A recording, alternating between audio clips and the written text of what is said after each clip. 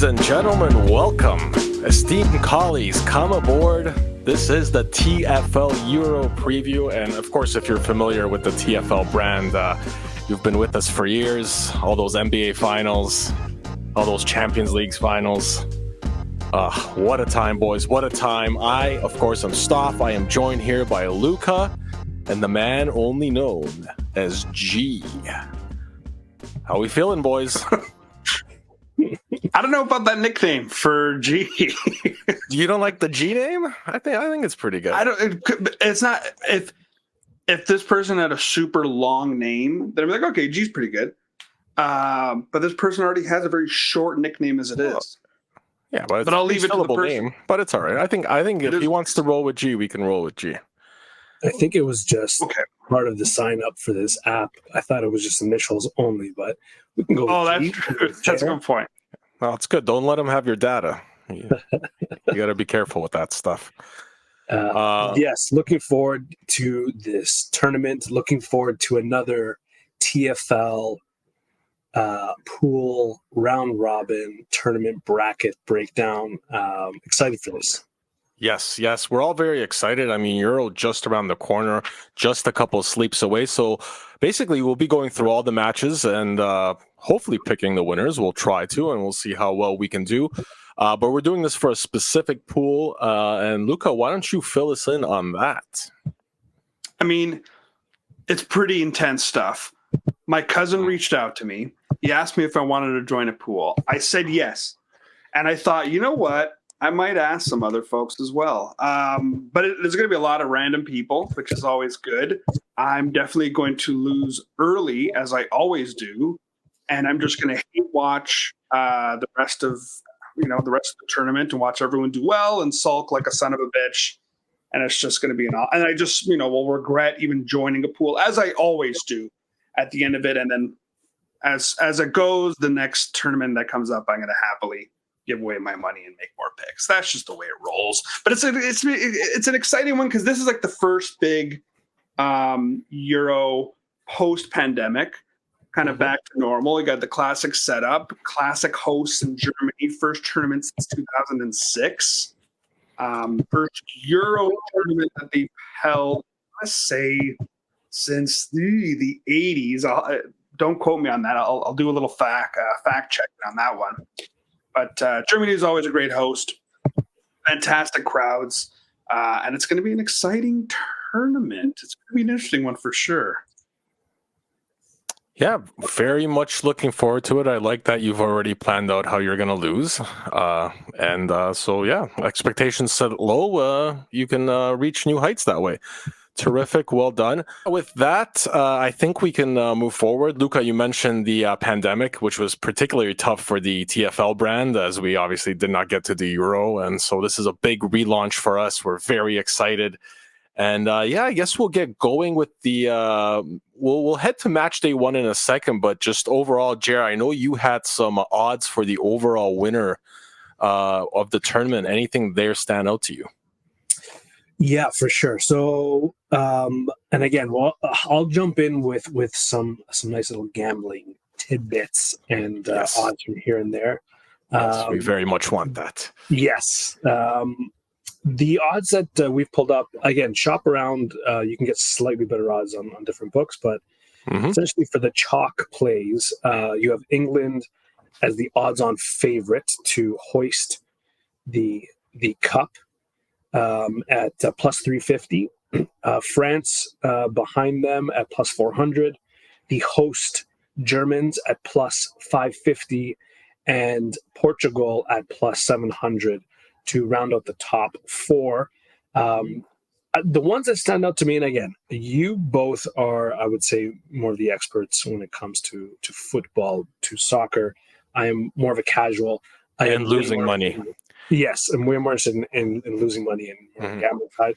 But I think the two that kind of stand out to me, if you like a chalk play, I really like Germany as the host favorites at plus 550. Same. And I know that that it is one of the favorites, sort of making an easy pick there. And then another one that stands out for me, I know that you'll both probably be touching on them, but Belgium at plus 1600, 16 to 1 for, I think, what could be a top four, I like Belgium. finalist, semifinal team. That stands out to me as well. But those are the ones initially. I can jump in with more odds later, but for the winners, is there any one specifically that What was the number on Croatia there? Croatia is plus 40 to 1. So plus 4,000. 40 to 1. To be honest with you, as a dark horse kind of thing, I don't hate that. They're in a tough group, but three teams can get out of a group. You know my one thing about Croatia? Make a run. Mm-hmm. They never make a big run in a Euro. No, I don't think they've ever gotten out of a group stage in a Euro. They have, but never. If I'm not mistaken, never. They never won a knockout round game, of 16. Yeah, but you can always count on to cause so much damage at a World Cup. But a Euro's kind of like their boogie tournament. They'll do well in a group stage, but outside of that, but still, I agree with you. Like Croatia, it's Modric's last dance.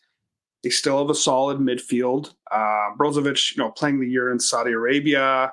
Homie from Man City, his name escapes me right now, but like their midfield is going to be solid. They got a mix of old and youth. The defense, and you'd be familiar with Guardiola Staff from Man City, who had a great second half of the year. They got that other dude from Bayer Leverkusen, Stanisic, I think his name is. He's a great young defender. So they'll be a tough out. They're your classic sexy pick.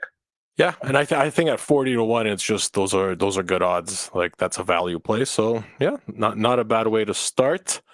And speaking of starting, let's get going with our picks here. We'll start with match day 1. And that's, I believe, on the first day. It's the only match that day. And we got Germany and Scotland. So let's start with you, Luca. What are you thinking? Ooh, and just to touch back what Jer said, just Germany having those great odds. They're a super well-balanced team. They've obviously been in the wilderness over the last couple World Cups. Really disappointing results, not what we expect from this team. Just always being so consistent over the years. And I forgot it right off the top. I feel embarrassed for having so, but the last Euro tournament, the only Euro tournament outside of this one that's going to go down, hosted by Germany, was Euro 88. Great tournament, and the only tournament to this day won by the Dutch. Classic team led by Marco van Basten, Ruud Gullit, Frank Rijkaard, beating the Soviet Union in the final. What a throwback. And they beat the Germans in the semifinals. We're talking about match day 1. Germany, Scotland. Scotland is not a bad team at all. They, speaking of resurgences, they have been in nowhere land forever, really. They've never advanced to a second round in the World Cup or the Euro, but they have a pretty dang plucky little team, led by McTominay from Manchester United, led their qualifying group in goals.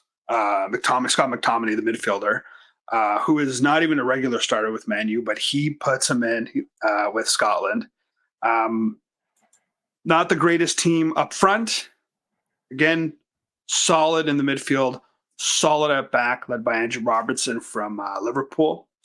But I think Germany will just have a little too much quality at both ends of the pitch, and I think they comfortably win that first game. Yeah, I think they'll have a lot of quality. I think the emotions will be running high. I think the atmosphere will play its way into it, though. I think they're going to feed off that crowd. And, Scotland's got some strong young midfielders, but I think they're going to be overpowered by the hosts. I don't give them much of a chance, so I got Germany 3-0 in this one. That's the way I'm forecasting it. Jared, what do you think? I think we make it a clean sweep. I've got Germany winning this as well. One thing I will mention, Germany is, no surprise, the odds-on favorite at minus 370 to win this game. However, as a host team, I wonder if they, with the crowd behind them, the nerves settling, if they get up to a bit of a slow start, and I wouldn't be surprised if it stays at 0-0 at halftime before they start to break it out. If you're looking to dance with the devil, that play, a halftime result as a draw is plus 155, which isn't too bad. And I think Germany will absolutely destroy them by the end of it. But to take a chance on a draw by half isn't a terrible play. But I do have Germany winning by at least 2 goals by the end of it in this game. And that's the thing. And I agree with you. I feel a good 2-0 result is in the works. My one knock is that, and I think this has kind of been a prevailing thing over the last bunch of tournaments where Germany hasn't done super well, specifically in the World Cup, is that they lack that big number 9 or just that great striker up front who's so clutch, as it's always been so like readily available in previous tournaments, whether it was Mario Gomez, who scored for Germany. A better example would be Miroslav Klose, going way back to a Klinsmann, Rummenigge, like going all the way back. They've always had that great striker up front. And they do have attacking quality. Like Havertz had a great season with Arsenal.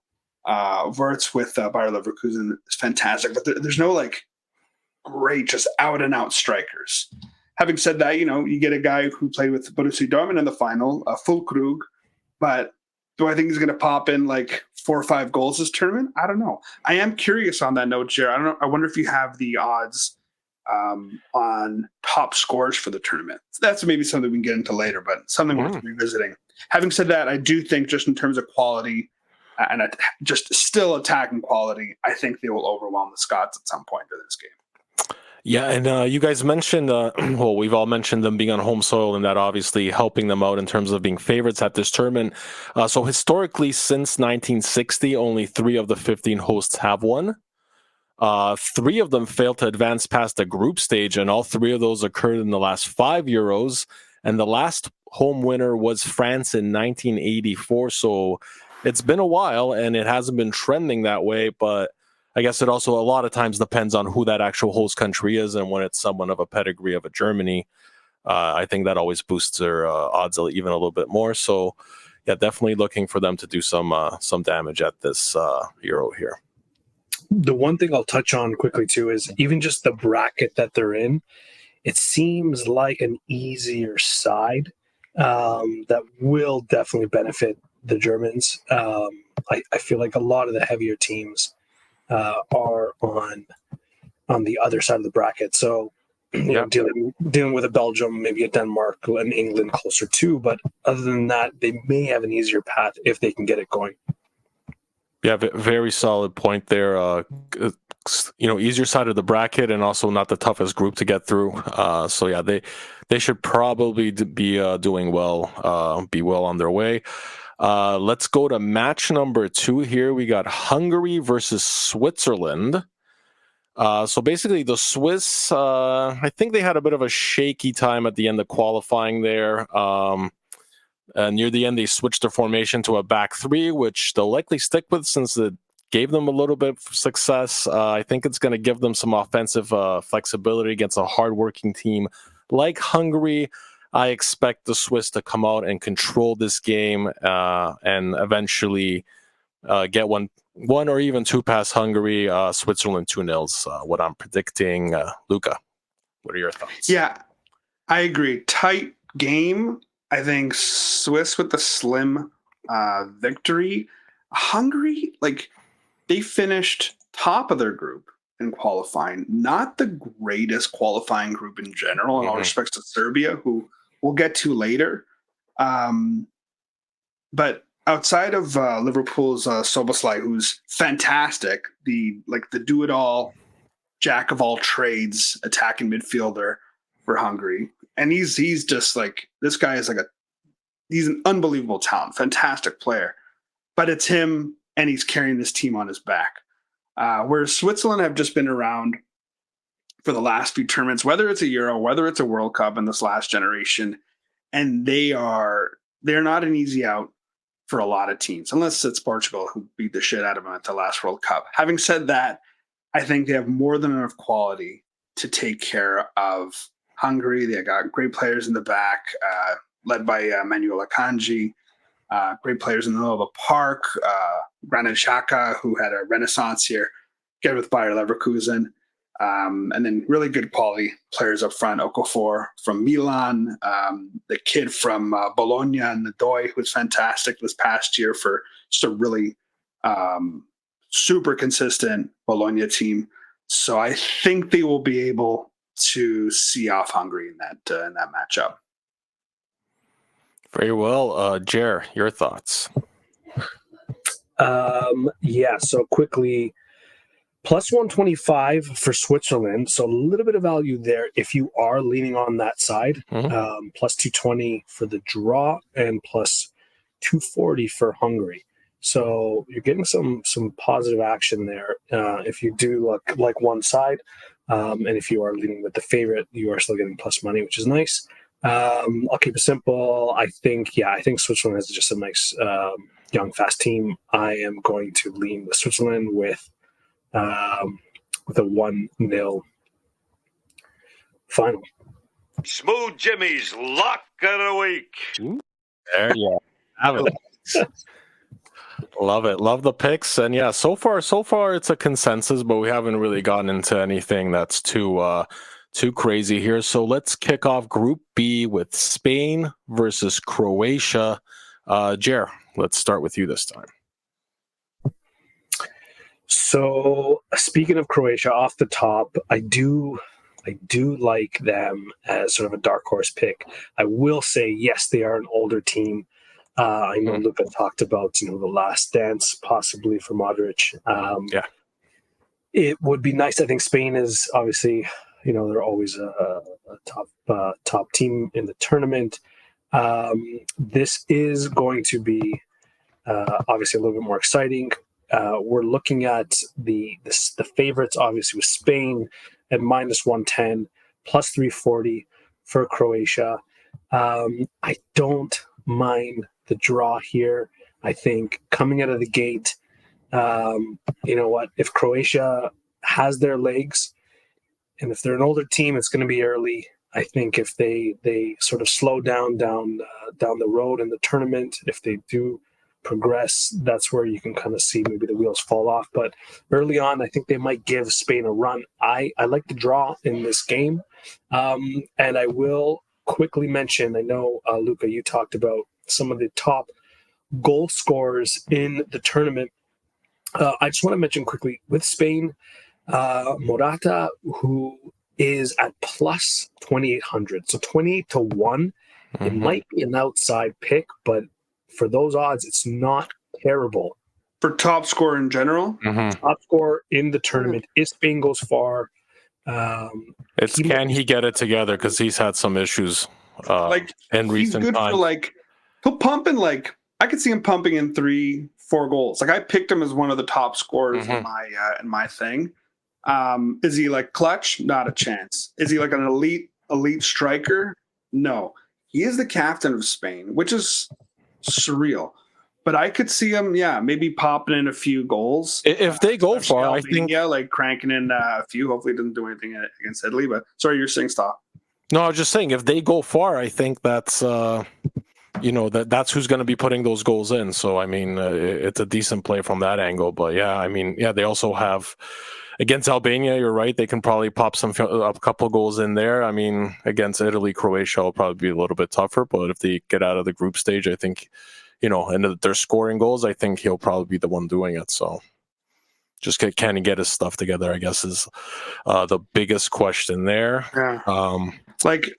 The thing with the Spanish team, and it's interesting with all the clubs or the teams in this group, is that, Albania, if they can surprise people, that's fantastic.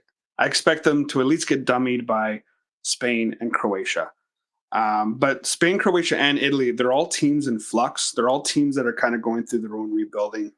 So we talked about Croatia before. You almost have Modric, the ownership of that team is going from guys like him, Brozovic. Kovac is still pretty young, to a guy like Gavardio. And then Spain, they got a healthy Pedri back. They got one of the best defensive midfielders in the world in Rodri. Tons of quality in that midfield. A couple of guys from Real Sociedad, Zubimendi and Moreno, who I think are super underrated. They're back, like their defense is like not crazy, especially the central of the park. It doesn't fill me with a ton of confidence, but they got a ton of quality down the fullback sides, like Romaldo and Cucurella, who had a great season, or half season at least, with Chelsea. It's just up front, like centrally. Like if they're gonna go far, Morata has to really be everywhere. He just has to be popping in goals. But again, like this is another kind of sexy team that can maybe cause a couple headaches for squads. Like the kid from Bilbao, Nico Williams, fantastic. You got he's going to be turning 17 right before the tournament starts. Yamal from Barcelona. So they got quality everywhere, and they're going to pass every team to death. I am curious, to see how far Morata can kind of take them by, being the primary goal scorer for them. Or if he is, maybe it's someone else who steps up. But a lot of talent on the Spanish team. Yeah, a stacked team. Some questions around the striker position, like we said, but yeah, I feel like they're almost a little bit underappreciated when everyone talks about the favorites and such, because with that amount of talent spread out like that, it's they could be a force. I expect Croatia to come out here and fight. And Croatia, it's funny, we always talk about them aging, but they're also like, it feels kind of like they're one of those teams that somehow always finds a way to have some young guys coming up there. And it's a good blend of both. They have the experience. So I do think this could be a tie, kind of like Jared alluded to. Although for my pick, I am going to go with Spain. I think they edge them out 2-1, maybe a late goal or something. But yeah, I think this is going to be a pretty quality game. I think it's going to be the first pretty good game of this tournament. So I'll be looking forward to it. And Luca, you're going with Spain as well, or? You know what? For this one, I think it'll be kind of a topsy-turvy. I feel like Spain kind of have the lead for the majority of the game, and maybe Croatia steals a draw right at the death. So I could see that. Feeling out maybe like a 2-2, 1-1 type situation. Very nice. Very nice. Yeah, I was actually looking at my picks, and it's a little troubling because I don't have any draws on match day one for any of the groups. So I'll probably be wrong in some way there, because there's bound to be a tie, and I do have some ties later, but it's a little odd strategy. The average, I was looking at previous tournaments, the average is, I think last tournament was like 8 or 9, or maybe around 8, the previous like 10. So in the whole group stage, or over the course of the entire group stage. Okay. Yeah. Okay. So not a ton. Like I always think, maybe this little tie. I was like, not too many teams are tying up games anymore. Okay. And I feel like it'll be an emphasis on fast-paced play, not as many elite defenders shutting down the door. So maybe we'll see a lot more goals than we expect. All right. Moving on to the next one, also in Group B, Italy versus Albania. Luca, you touched on Albania already a little bit. I would like to hear your thoughts on the Italian team, since I know you're rather tapped in, and I'm always interested in what you got to say about the Azzurri. Well, I think this will be, again, this is going to be a tough tournament for Italy. For Albania to start off with, they have no pressure on their backs.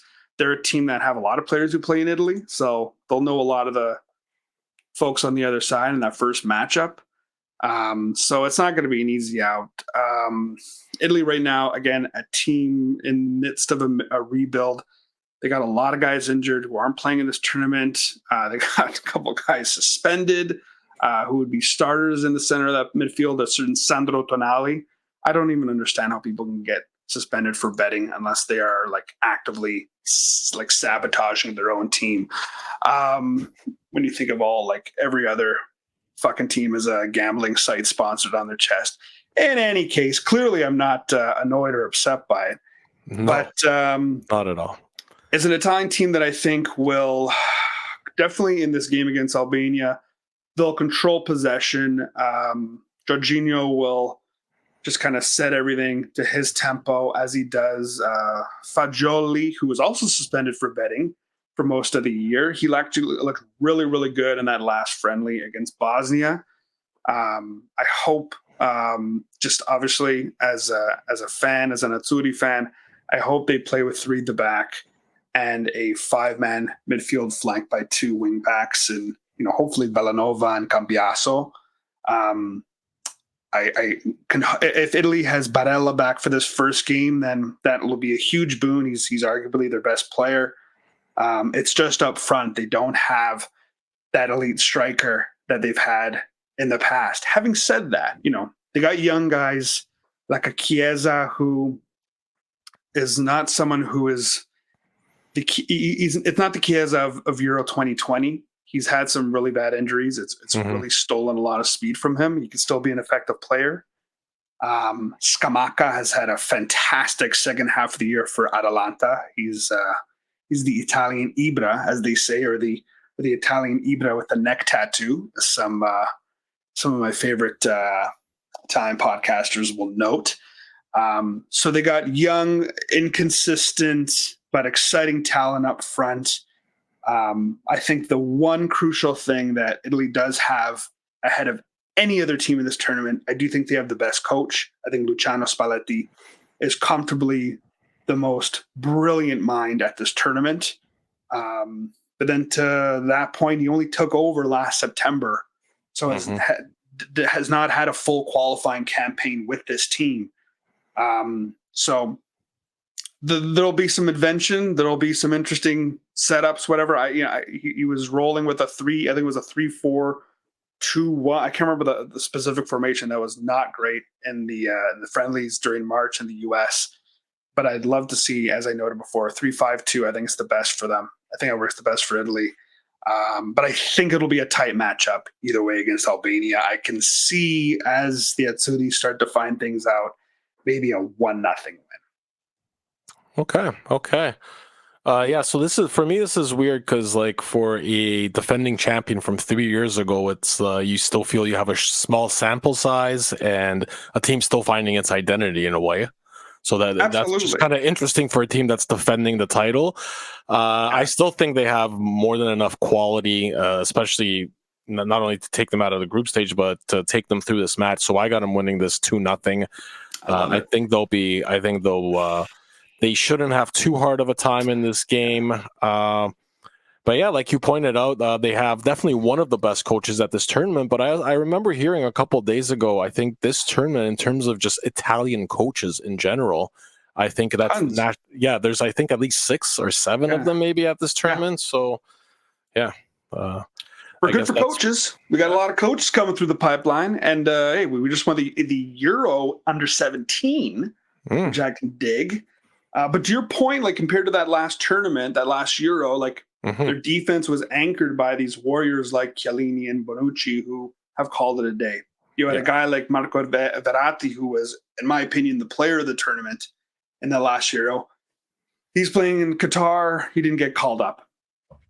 And up front, you got guys previously like Insigne, now in Toronto, Immobile, who's done, who arguably was always done in a way. So there's been a lot of turnover. You missed the previous World Cup, so it's a team and very much in not in the sense where at least you see Croatia, you see the youth coming up, whereas it's anchored by those old great stars. With Spain, you got a lot more youth, but still players who are kind of at their peak right now. Italy does not have that advantage. Their young stars are too young. Their old stars are maybe past their prime or either retired. So you're just kind of right in this weird middling funk. So for me, it's like, as a fan, I'm looking towards them. I can hope they can maybe make the next World Cup. That's really what I would love to see. But I think this team, they're just in a strange brew right now. And I like them, just in a tight win. Over Albania, hopefully. Gee, what says you in this matchup? All right. So off the top, I will start off with a nice little anytime goal scorer in this match with the Atalanta striker, as Luca mentioned, Gianluca Scamacca, plus 150 for an anytime goal, which looks really tasty for me. I don't think Albania is going to do much against this back end of Italy. I know, like Luca mentioned, Christoph, you as well. Still not a lot of knowns for this squad, but I think they can still sort of rest on the fact that they probably one of the better defending teams in this tournament, hopefully. So I don't see many goals against, but maybe Scamacca can get one in. I like that at plus 150. They are the odds-on favorite for this game, obviously.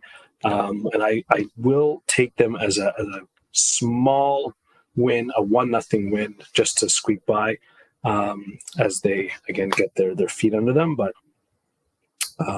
that's the play I like in this match.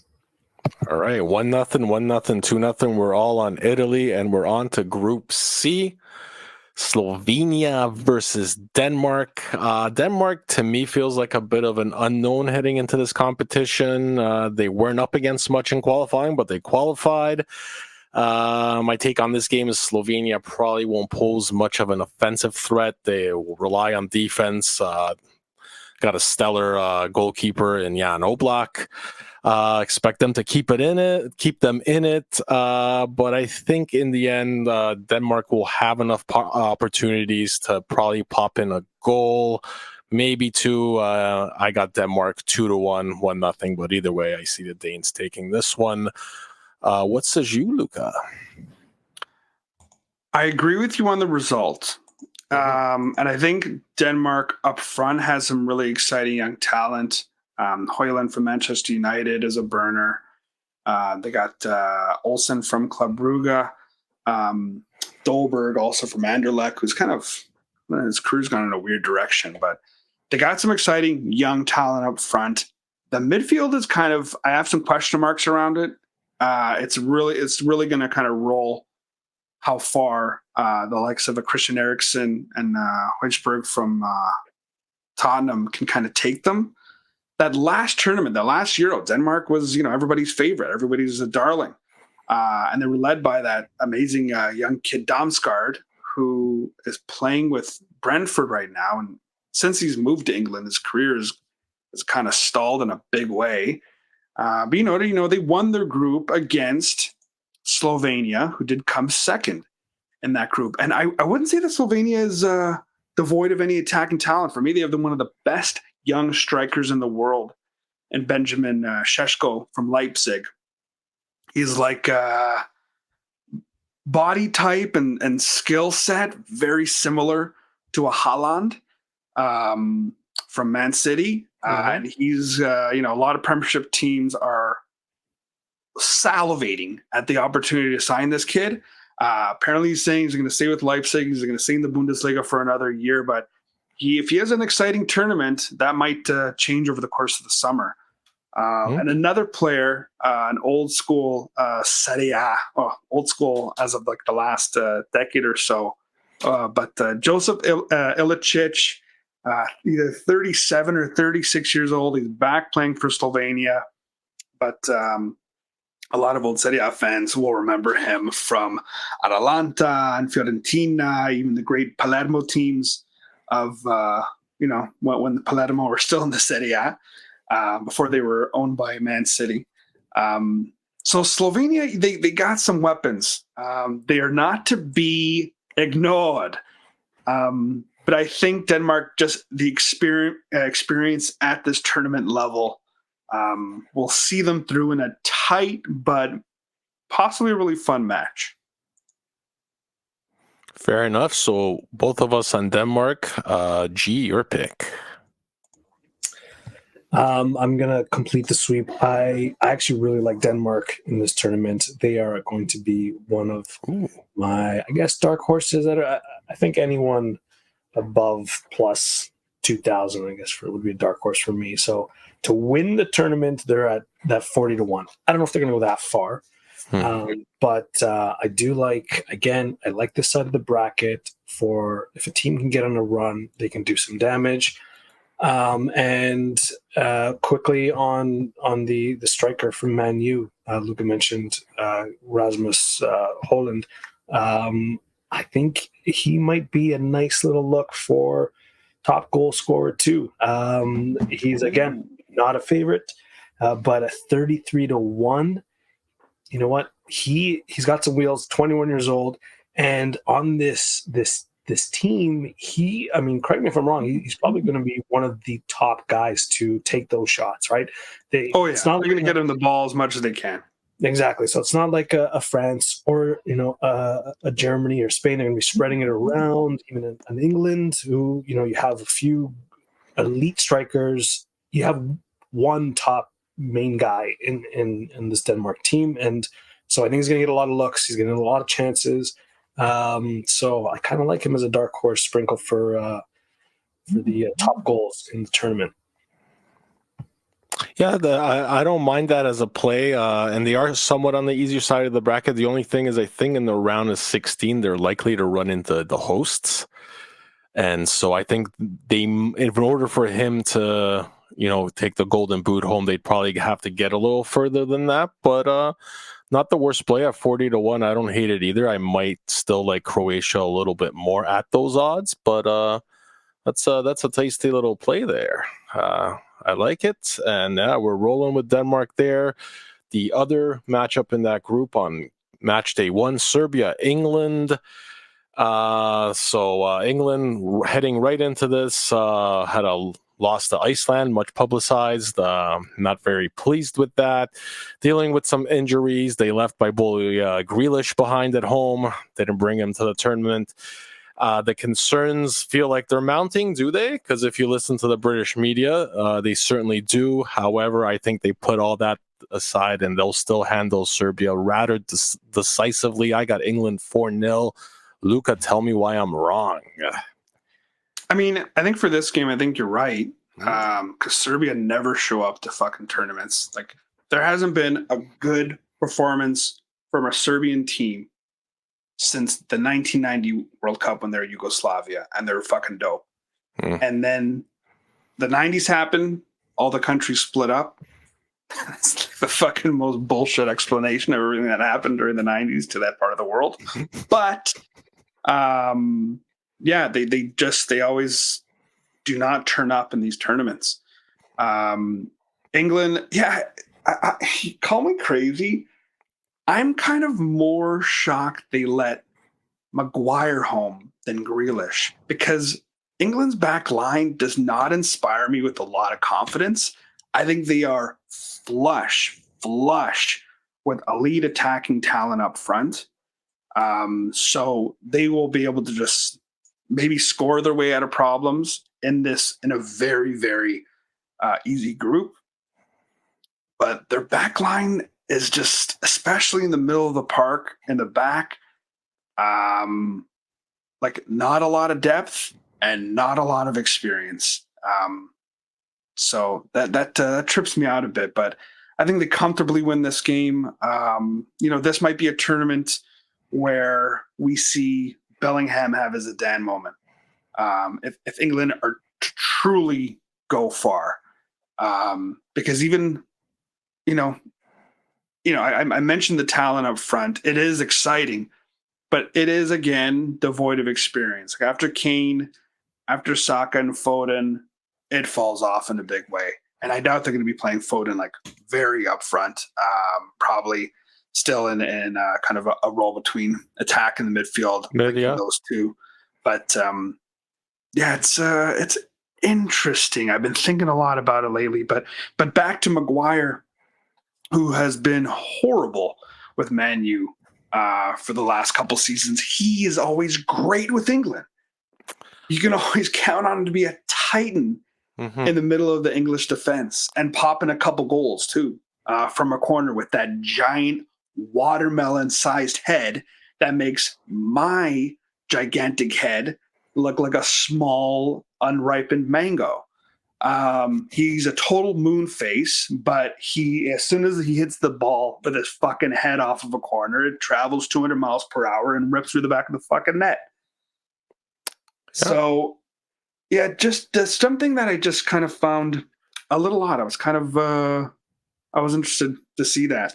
But yeah, Grealish is another one. That one's kind of peculiar. He does offer something that a lot of English players don't offer, and he's just able to fucking. He's a spark plug. Way fucking past players. He just when the ball's on his foot, like just having that element off the bench, he's able to do that. Like it's him and William Foden who can just kind of Iniesta their way past people.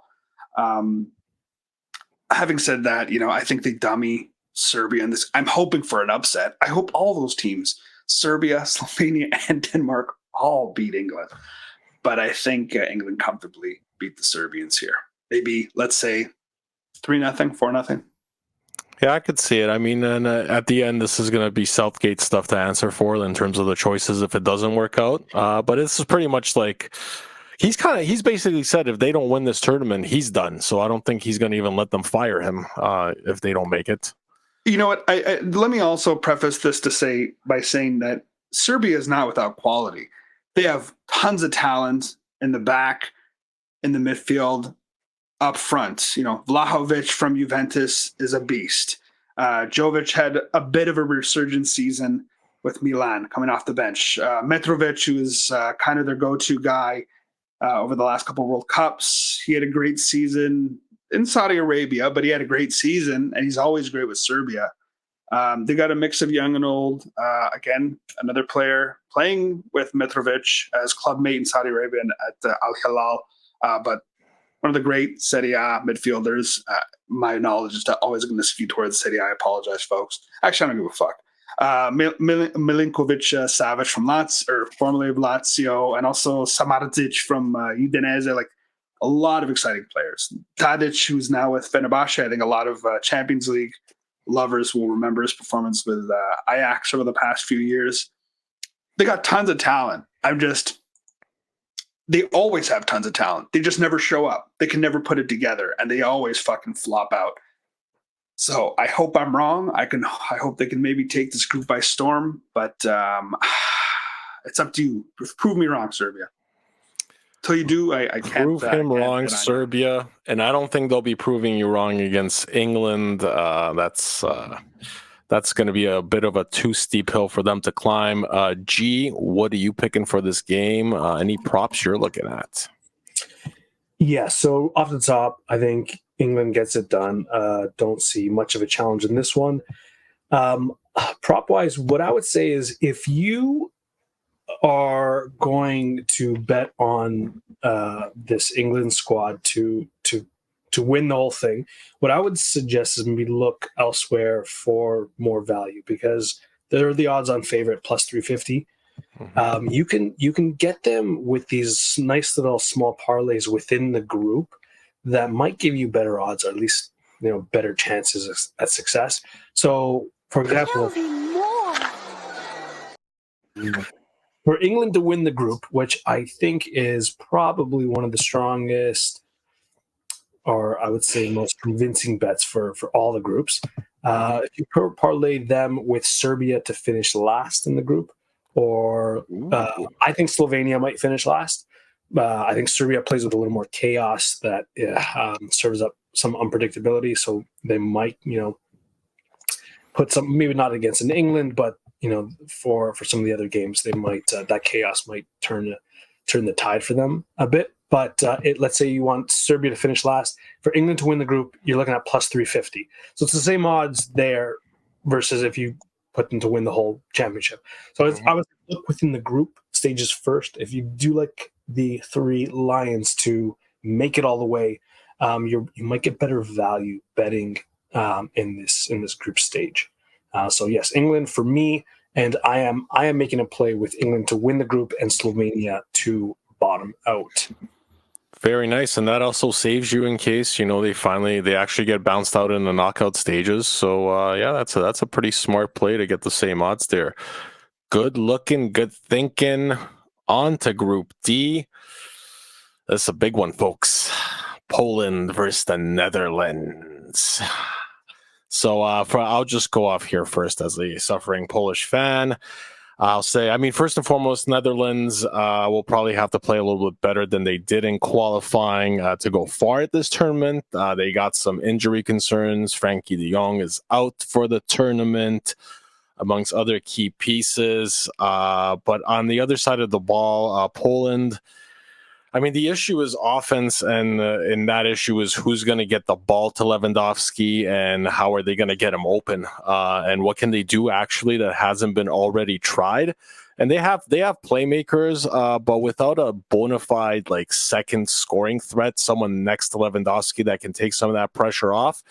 I think, unfortunately, it's just too easy for other teams to neutralize them in international competition, and scoring becomes a bit of an issue even when you have such a good striker. So, Luca, you want to chime in on that? Or important to note, he's not even playing that first game. He's injured.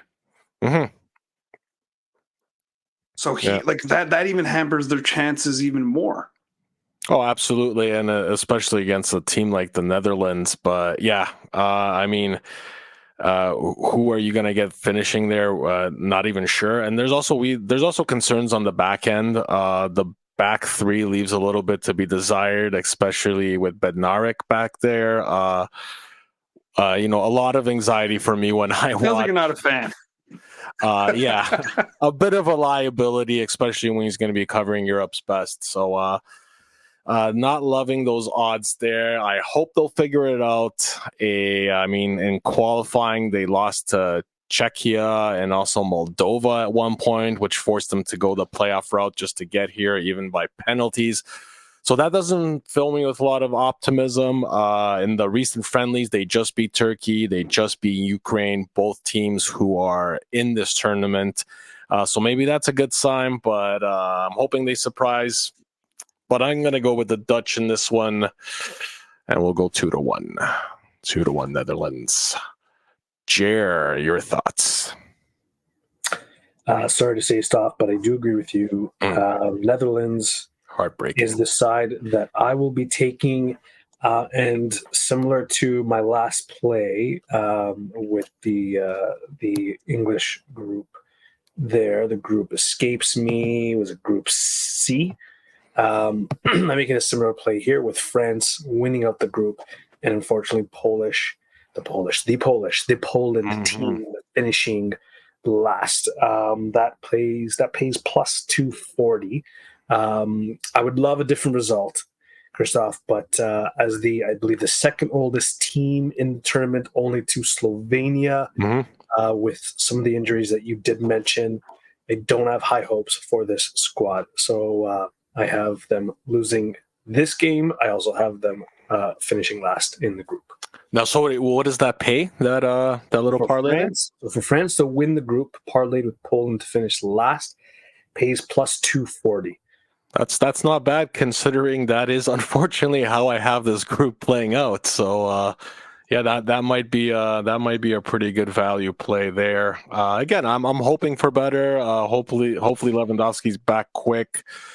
And yeah, hopefully they can get it together somehow. The biggest game for them is going to be that Austria game anyway in match day 2. So we'll get to that in a little bit. But yeah, it's not looking the greatest. Luca, what is your final prediction for that game? Now, conservative Luca is going to root for Netherlands. And I guess that's where you put your money.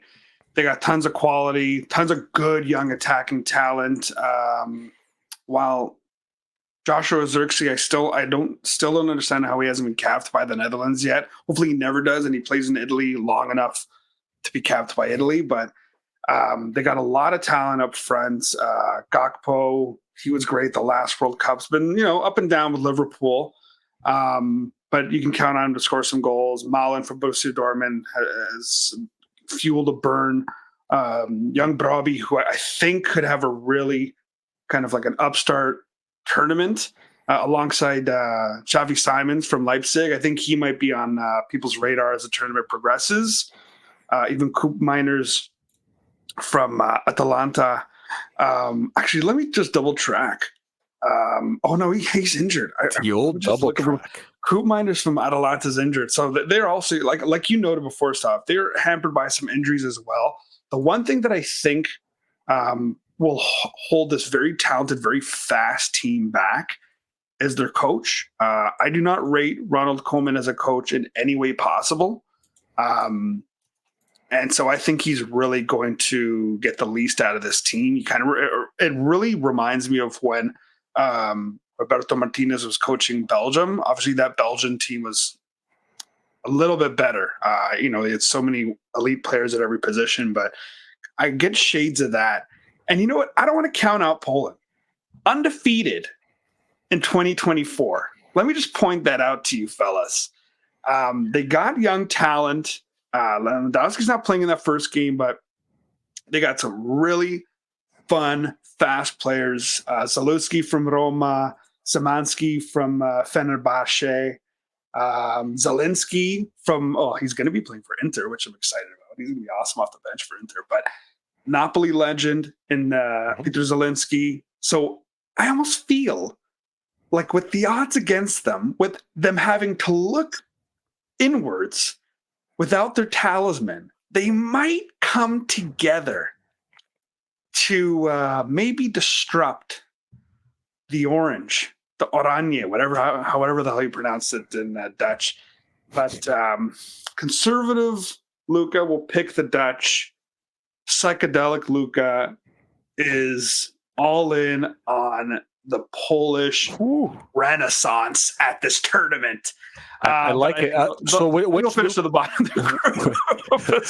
I was going to ask you which Luca is filling out your pool sheet. Is it psychedelic? There's two pool sheets.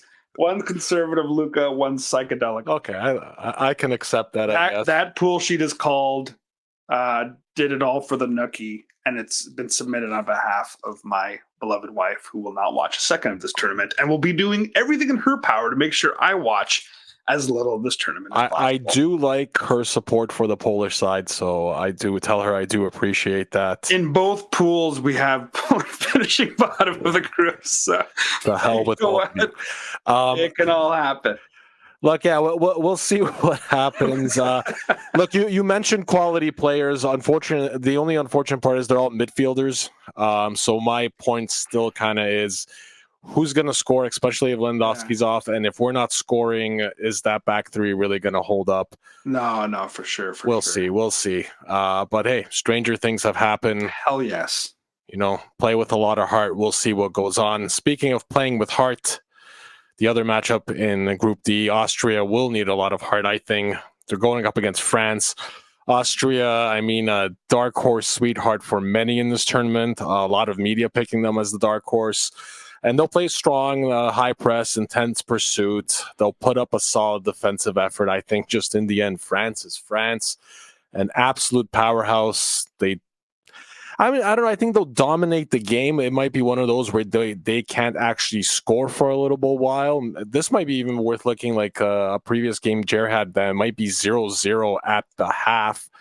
But I definitely see France breaking them eventually. I think they win this one 2-0. And heck, I don't know if France loses at this thing at all, just to tease ahead a little bit. But we'll see. Luca, your thoughts on the Austrian-French matchup?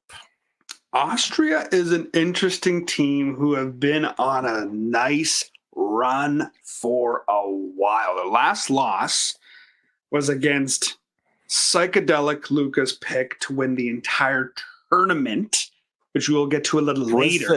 Little sweet radio tease. Brazil is playing in this tournament now.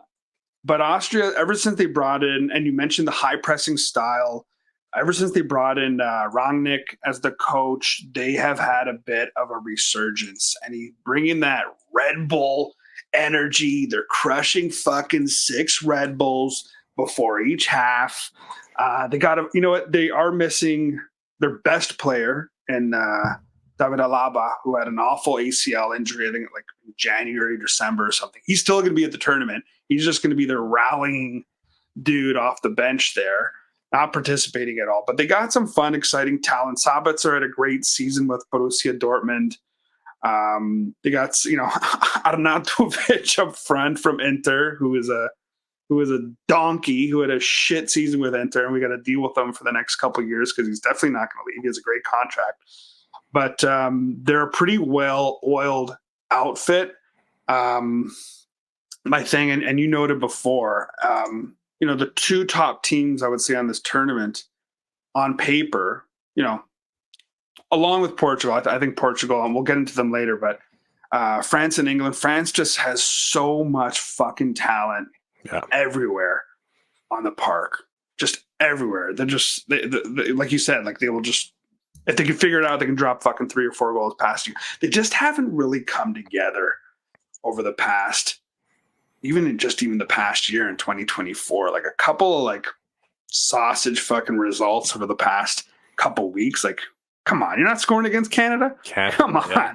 How are you letting Derek Cornelius shut you down? Like, that's ridiculous. Mm-hmm. But they got tons of weapons. They're led by the greatest player in the world right now, future Real Madrid star and Mbappe. So I agree with Jer. I could feel kind of Austria kind of stifling them throughout the game, but then they just might drop 2 or 3 in the second half to just put it out of reach. But this French team is very, very fast, and I kind of fell off when I was talking about England. Whereas I feel like neither team really has like a great coach. Having said that, they've done super well in these last couple tournaments, whether it's the World Cup, specifically in the World Cup. France not so much in that last Euro, but it's like this thing where you just have so much talent. There's really no rhyme or reason to the way you play. You can just kind of pick up a mistake in the midfield from the other team and just hit them on a lightning fast counter, and bam, you're up. Look at that last World Cup against Argentina. France is out of it the entire game. A couple mistakes from Argentina, boom, the game's tied. Done.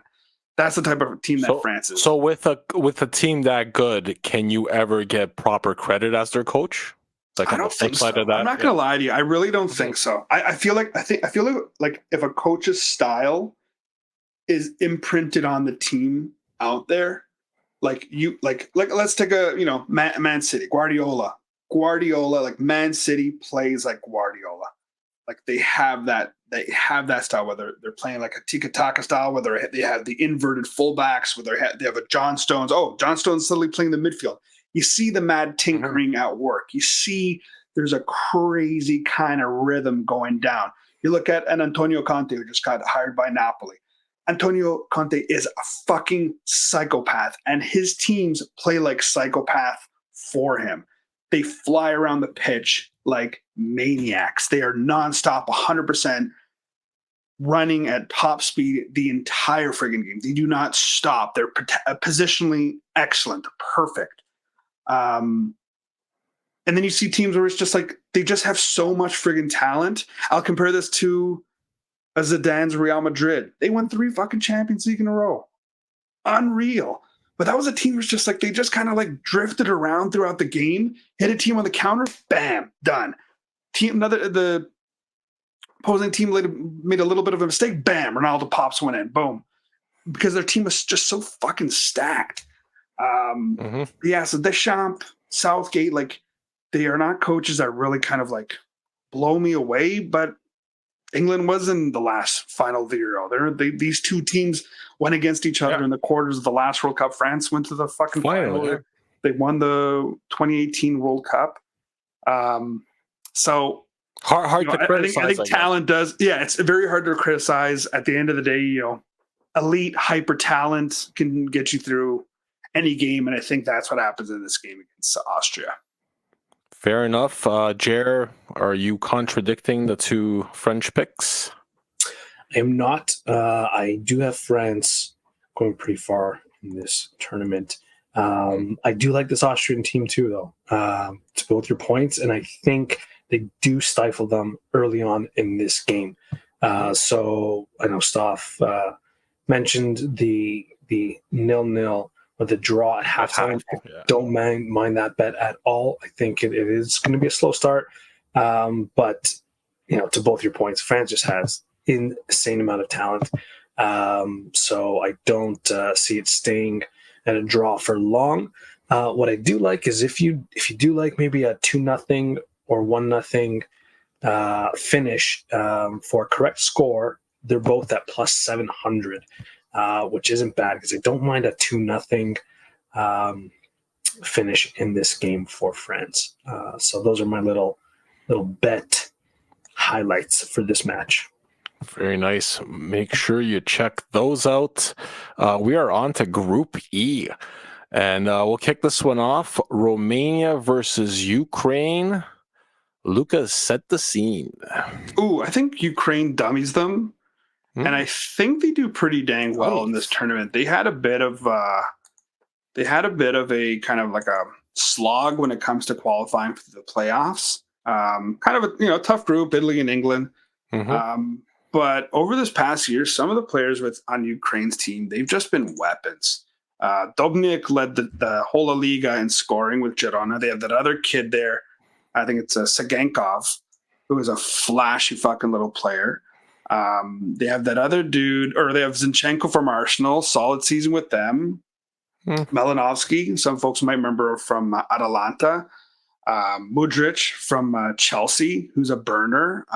Hasn't really put it together at the club level consistently, but is solid with Ukraine. They got a lot of fun weapons on this team. Even Yaramchuk, like so-so season with Valencia. But I think they will comfortably take care of Romania. Having said that, Romania won their fucking group. Like they are not the Romania for all the football romantics out there. This is not Haji's team, even though Haji's son is playing. They just, a cohesive team that just managed to not only just get through the group, they won their friggin' group. Not the toughest group in the world, but they did. They advanced ahead of Switzerland. They stole a game. They stole a win from Switzerland in Switzerland during that qualifying stage. So they're probably on paper, along with Albania, the worst team at this tournament. But you have a guy like Dragusin, who was great in Serie A before he moved to Tottenham. He had some injury issues last year, didn't play a ton, but he's going to be playing at this tournament, so he's going to anchor that back line for Romania.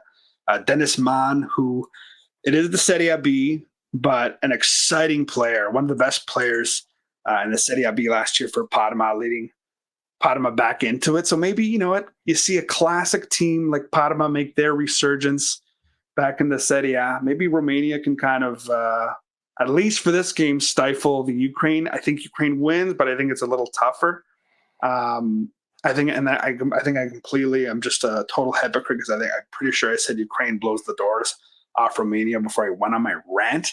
Having said that, looking back, Ukraine still win. I'm going to give it 2-1.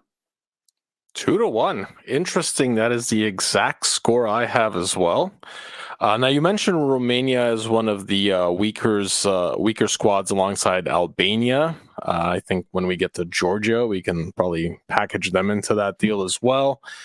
Ukraine, they're pretty, I think, from my observations, kind of, like you mentioned, a bit loaded with top-tier club talent. Like this, they're not to be too overlooked, especially in this group, I don't think. I think they got a solid shot. Romania, I don't think pose much of a threat. Their formation's not going to be an offensive one. I don't think you're going to worry too much about them dominating Ukraine in this game. I think most likely both teams score goals off of the other's mistake, and I think Ukraine finally gets another one near the end. So I got them winning this one 2-1 as well. Do we got a Ukraine sweep here, G? We do. Sorry for the delayed anticipation. Yes, I do have Ukraine. Again, to both your points, I'm not I'm not throwing Romania out of it yet. They, like you mentioned, they did win their qualification group. They only had 5 goals against in that qualification group. Again, not against top tier teams. Switzerland was in the group, but I think they could hold Ukraine to a slow match, and if Ukraine sneaks one out 1-0, I wouldn't be surprised. I think they will end up with the win, but I think it will be a low scoring match. All right, we're sweeping the Ukraine. We are on to Belgium and Slovakia. I know, Luca, you're high on Belgium. Jera, I know you're high on Belgium as well. I mean, the players they got there, just pure quality. I guess the big question that looms is how big of a factor will Courtois' absence be? For me, I don't see it being that big of a factor until we at least get into the knockout stages. So in the group, no. In this particular game, no. But what are your feelings on that topic, Luca? I mean, they played a majority of the season without him, or at least he's been injured for a while, and they've been on a fucking roll. Like, Belgium have been rolling. We've been talking a lot about teams who are going through a bit of a rebuild. We talked about Spain, talked about Italy, Croatia. Belgium is in that rebuild mode. You look at players from tournaments gone by who are still here. You have the likes of a De Bruyne, Lukaku, Carrasco. I think Vertonghen as well. Vertonghen's playing. But then you have a lot of crazy good young talent coming up. Trossard had a great season with Arsenal. Bakayoko with PSV last year. He could be a young player of the tournament who pulls people's pants on top of their ears. That doesn't make any sense. Openda had a great season with Leipzig. Stoff, you're familiar with Doku from Man City. This kid's a live wire. And in the middle of the park, too, like, it's a solid midfield. I mentioned De Bruyne before. Tielemans had a great season with Aston Villa. They got the kid from Everton, Onana, who's fantastic. They have a lot of weapons. Even De Ketelaere had a great second half of the season with Atalanta. He's a great attacking talent who can, provide either an attacking midfield presence, even essentially even went on a second striker position. And their defense is solid as well. I kind of see it as like a bend, not break type defense back there. So I think, honestly, I like Belgium to go on a long run in this tournament. Slovakia, a player of note that stands out for me, Lobatka from Napoli, who didn't have a great season, but he's a good midfielder. He's not one who's going to carry this team on his back. He is kind of more in a regista mode. He's more of a playmaker, deep-lying playmaker style, who actually had his career revitalized by one, Luciano Spalletti. But I think, Slovakia's not really high on talent. I think Belgium comfortably beat the Slovakians. I'm looking at a 2-0, 3-0 win. Yeah, Slovakia not high on talent, high on age, as we mentioned a little earlier. They are the oldest team at the tournament. And yeah, I mean, just so much quality on that team. And like, the one name that stood out to me is Lukaku, because in terms of his club play, it hasn't maybe been the most consistent over the past few years. He had a decent season now. But I was just looking at this in qualifying this year alone in 8 games, scored 14 goals, 2 more in 2 friendlies, 16 goals in 10 games for Belgium this year. When it's for Belgium, he shows up, shows out. And I think, De Bruyne, Trossard, Doku, these guys it's going to be too much for Slovakia to handle. I got Belgium winning 3-1, and that is likely just if they slip up near the end, Slovakia manages to put one in. I totally see this game being dominated by Belgium. Jerry, your thoughts? Yeah, I am all aboard the Lukaku train this tournament. He's an absolute unit. 14-1, top goal scorer for the tournament. Okay. He's probably my favorite play along with Belgium to win the entire thing at 16-1. Again, not a strong group. To finish at the top, if they win the group with Slovakia, I have finishing at the bottom. It's plus 260. So even if you don't want to take a chance on them to win the whole thing, plus 260 to win the group with Slovakia bottoming out. I think it's a 4-0 smashing in the first game. I do not give Slovakia much of a chance, unfortunately, in this match. One comparison I'll make with Lukaku specifically, he kind of fills that same level as a Morata. Lukaku's a player, definitely on his day, he was a beast. He's coming to the end of his career at this top level. Decent season with Roma. But I agree. I can see him popping a couple past Slovakia, couple past Romania. But when it matters, I think it's those other players, those younger, lightning, quick players for Belgium who are going to make it matter, who are going to be clutch. Because that's always been his thing. Just never the guy who scores that big goal in the big game for Belgium. I will say this, and I mentioned it before, they had that golden generational team kind of wasted by very, very questionable coaching. But Dominic Tedesco has this team, as we noted before, they're flying right now. And they're going to fly out of this group. I think they comfortably win each of those games heading into the second round.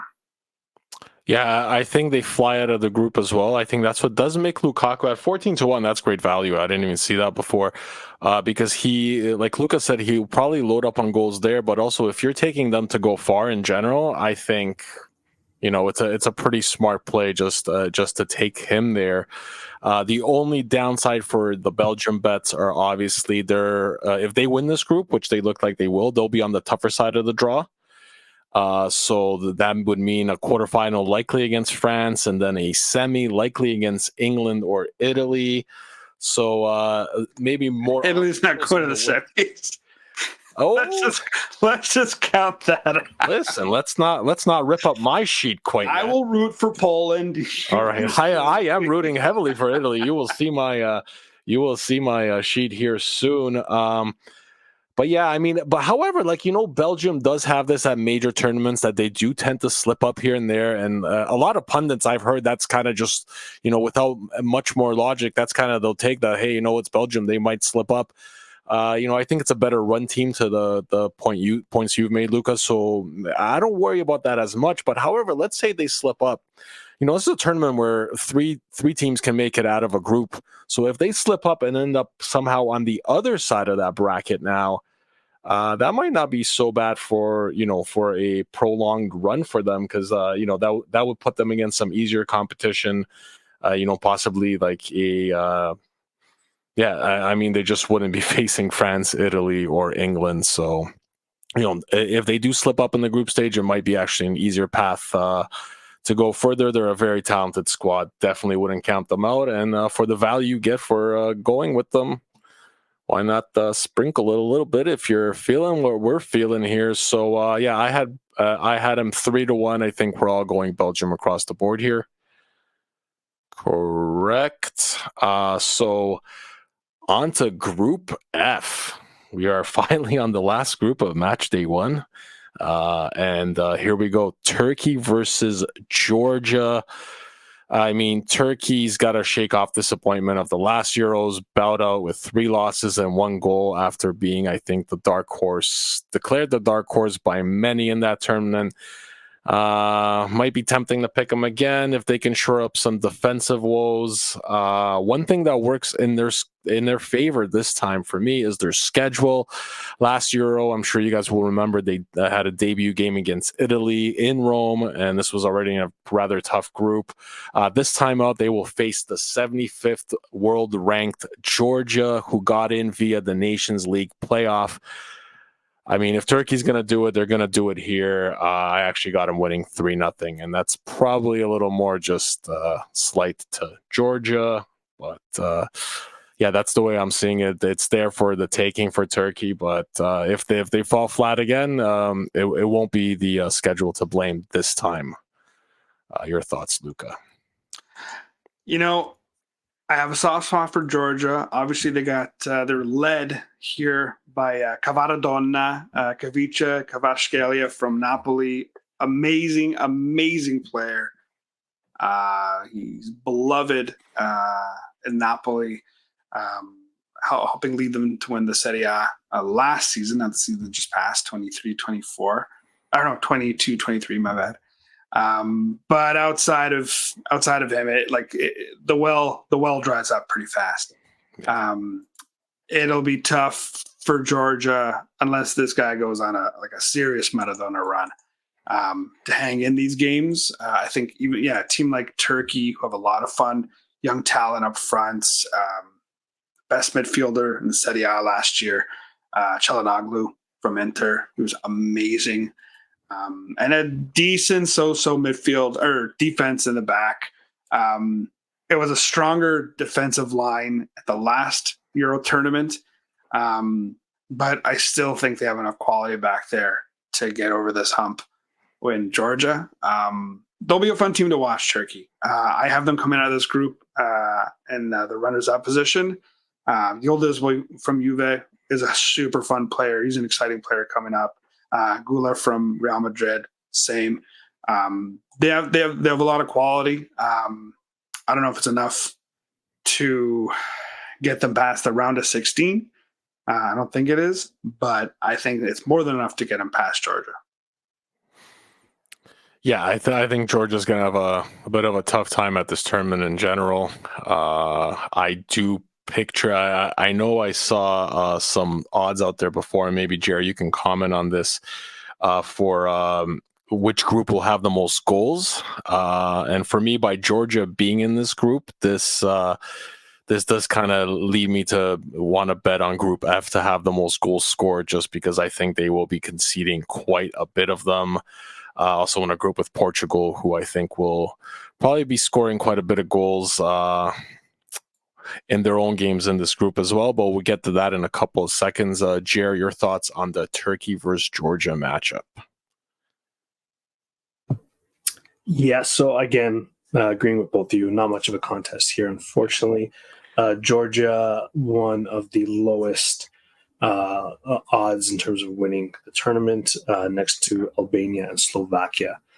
So unless you are a risk taker at plus 50,000, it might just be a donation at that point. Yeah. I am on Turkey in this match. To your question about the most goals per group, I was looking for it. I can't find it. I don't have it on me. But it wouldn't be a bad bet. Other than that, there is much value in this game, unless you're on the underdog with Georgia, which might not be a great pick. Save the money. Yeah, I would save your money. I don't feel super confident. Maybe see how Georgia comes out of the gate. Maybe they surprise some in the first match, and then you can take a look at them in your second game. But I would probably stay away with this one. Stay away from this one. Yeah, if I remember correctly, I think that the Group F, all the groups paid about 4 to 5 or 5 to 1. So that's what you're dealing with there. I think this group kind of stands out to me. So I might put a little action down on that. Now we got final game here of match day 1, Portugal versus Czechia. And Jared, why don't you start us off there? So I know, I guess Luca mentioned previously that he does like this Portuguese squad. I'm actually picking one of the first upsets of the match. I like it. I'm going with Czechia in this game. I like this team a lot. All the Spargles are going to love that picture. Yeah. Maybe I have a lot of Portuguese friends, and I'm not trying to make enemies out of them. They do have a good team. There's a chance they will go on a run, but I think if it does happen, if they might stumble out of the gate and I think it will be against this. You know what's funny is Czechia. Some of the other books, they're still going with Czech Republic. One of the lower odds, obviously, to win. But I do like the value in this game. If there is an upset that I'm going to pick, it will be right here.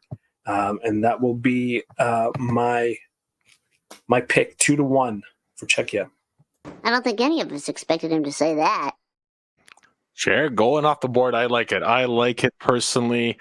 I think this Portuguese team is stacked with talent. And I mean, the only knock on them I think I've heard a little bit was that they have not faced any top competition in a while, which is true. But at the same time, with this type of quality, I don't think it's hard to imagine how they'll do. I don't give Czechia much of a chance in this game.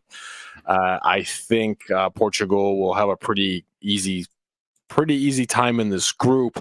My thing with Czechia is this is one stat I came across. They've only had 4 clean sheets in their last 15 matches. And those 4 came against Moldova and the Faroe Islands. So basically anyone else they've given top tier competition.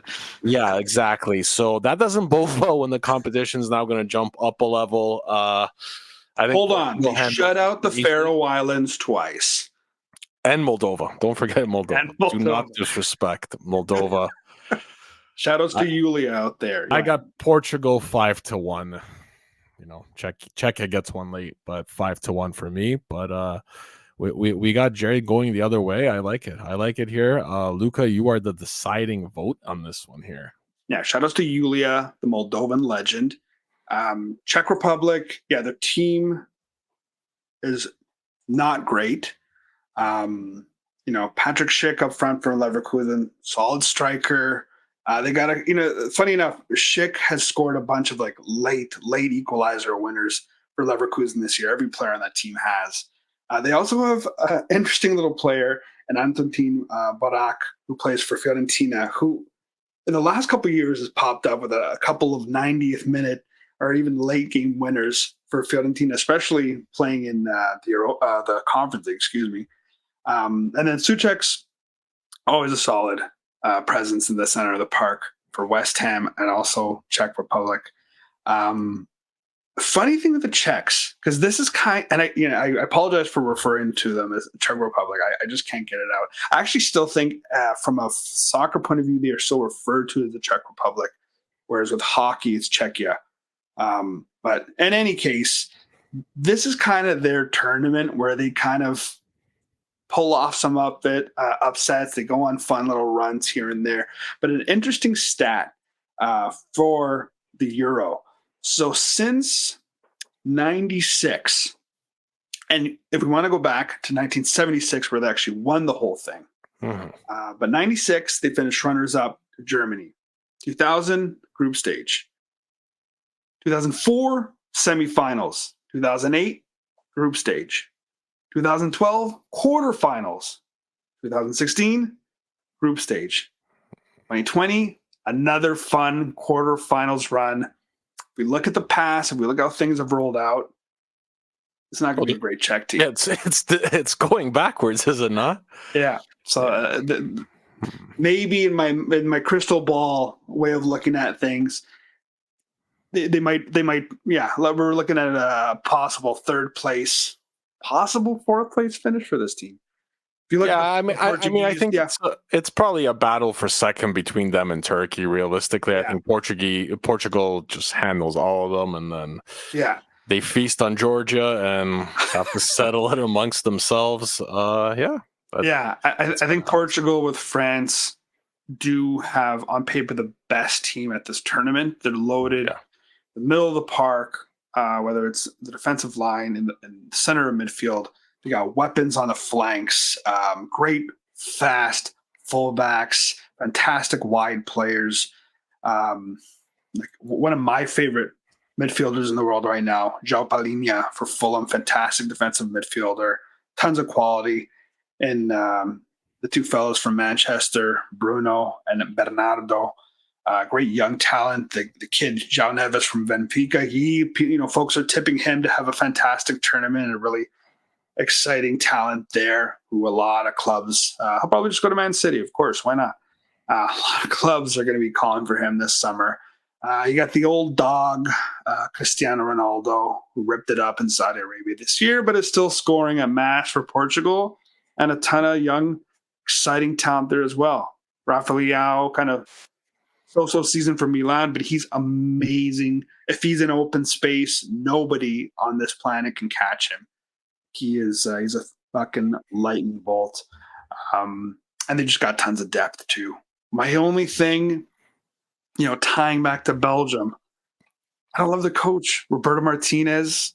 He has coached teams with crazy amounts of talent before, and he hasn't led them anywhere. That qualifying group was a joke. I feel like if we put together a team based on not even the all-stars of the Durham region, whatever region Soft's from, and Jer's, I guess, Simcoe.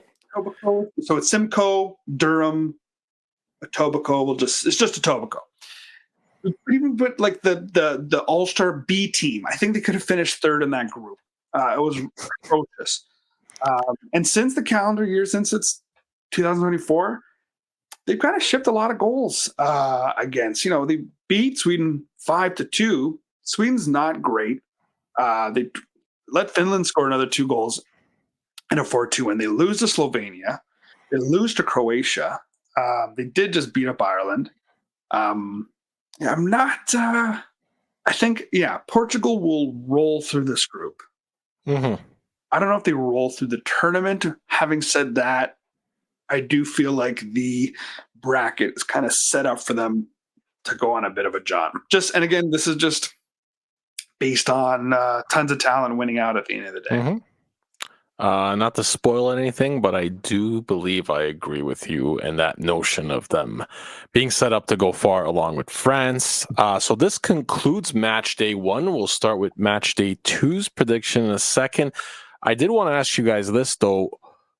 What do you view here as the group of death? I think 2 groups kind of battle it out for that one. But Luca, who are you viewing as the group of death in this one? Ooh, definitely Italy's group.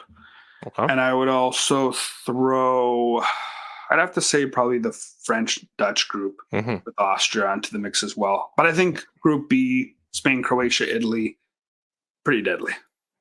Yeah, Jared.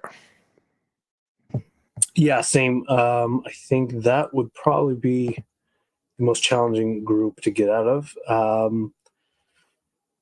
Group C isn't super. Everything on that side looks so easy. Actually, as I'm looking at it, England always have an easy run. Yeah. That they've actually kind of been taking England's advantage pretty of well the set last up there. Tournaments. Yeah, Group B. Group B would be one of the most challenging. Group A, I think, for me, is one of the most difficult to predict. Other than Germany finishing top, like I don't see Scotland out of it. Hungary can make a run at that second spot. So I think Group A might have a nice little interesting mix in it. But definitely Spain, Croatia, Italy, Albania will be the group of death. Yeah, so I think for me, Group B is definitely the most difficult to predict, like to win for one of those teams. The only thing that I'll put a little caveat on it is the top 3, the teams that make that group so difficult, being Spain, Italy, and Croatia, all 3 of them can make it out.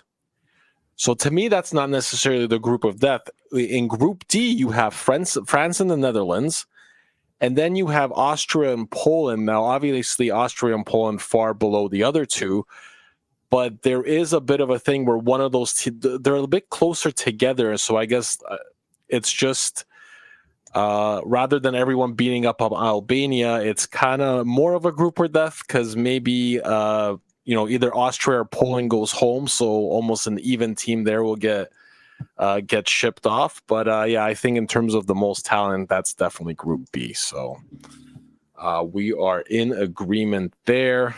And we will move on to match 2. Group A, Germany versus Hungary. We'll run through these a little bit faster here since we've already gotten out all of the we've gotten all of our expectations on the team. So more of a focus just on these particular matchups. I'll kick us off here. I expect Germany to come out here, dominate the possession time in the game. I expect Hungary to do a lot of chasing, and eventually Germany will stretch the defense, force a mistake, and put away a winner. I'm actually envisioning a somewhat of a close game, but Germany takes a 2-1. Your thoughts, Luca? Yeah, same. I could see Germany just giving a lot of trouble to Hungary and just overwhelming. Let's say a 2-1, 3-1 type situation. Honestly, I don't even know if Hungary even gets a goal. But I think Germany win that comfortably. At least, yeah, let's say 2 goals. 2-0. Why not? Very nice, Jer. The host nation wins this one easily. 3-0. Yeah, I think we're all rolling with that one. On to the second match of the group, Scotland, Switzerland. We'll start with you, Jer. Caught me off guard there. Actually, I think that this is going to be a draw. I do like Switzerland. I like that squad very much, but this Scotland team, I don't know. There's something about it, something a little spicy that might surprise a little bit of an upset here. And just quickly looking at this match for the draw. Apologies for not setting it up earlier. What date is it on? Do you have it in front of you? The date of the actual game? It's so Scotland, Switzerland plus 250 for the draw, which is something that I might be looking at. Very nice, very nice. Luca, how do you see this one? Oh, we've got Luca a little bit muted. Well, for me, I actually got Switzerland outpossessing Scotland in this one. They're going to control the game, and get this, Shaqiri's going to score not once, but twice. Likely Switzerland 2-0. Maybe Scotland gets one back late, but the Swiss win it. There's not. You used me, Skinner! You used me! The Scots are betrayed. Luca, your thoughts on this situation? I like this type of Macbeth kind of feel set up for this Scottish Swiss. A lot of intrigue, a lot of Shakespearean drama. I think I'm agree with Jared. I think it's going to be maybe a bit of a slog, but I think it's going to be a draw, 1-1. 1-1 draw, so we got 2 draws, and I'm taking Switzerland, so we're already starting to shift in some different directions. On to Group B, we got Croatia versus Albania. Luca, lead us off for this one. Yeah, too much quality on the Croatian side, too much experience, especially.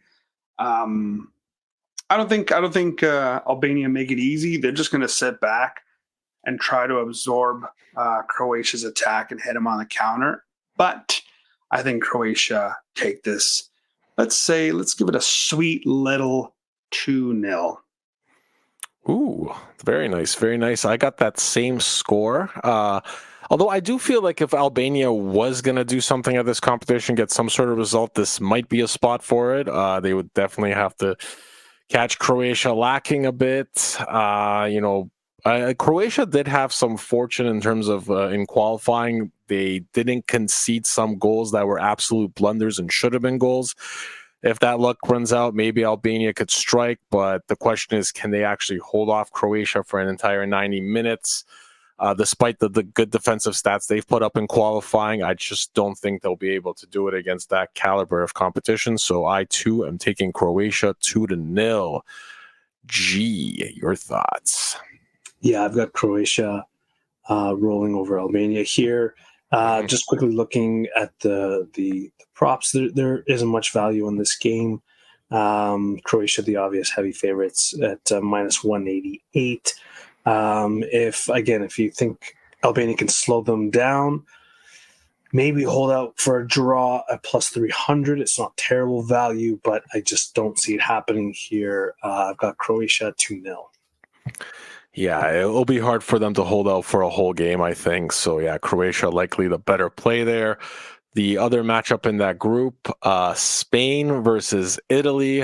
This is very exciting for me because it is my first tie of this tournament. Also, a great matchup. probably the like first really big game of this tournament. And I think it delivers with a ton of drama. I think Italy will give up at least one goal in transition. They'll probably get one back on the counter. So I'm looking at either a 1-1 or a 2-2 tie. Your thoughts, gentlemen? We'll start with Luca.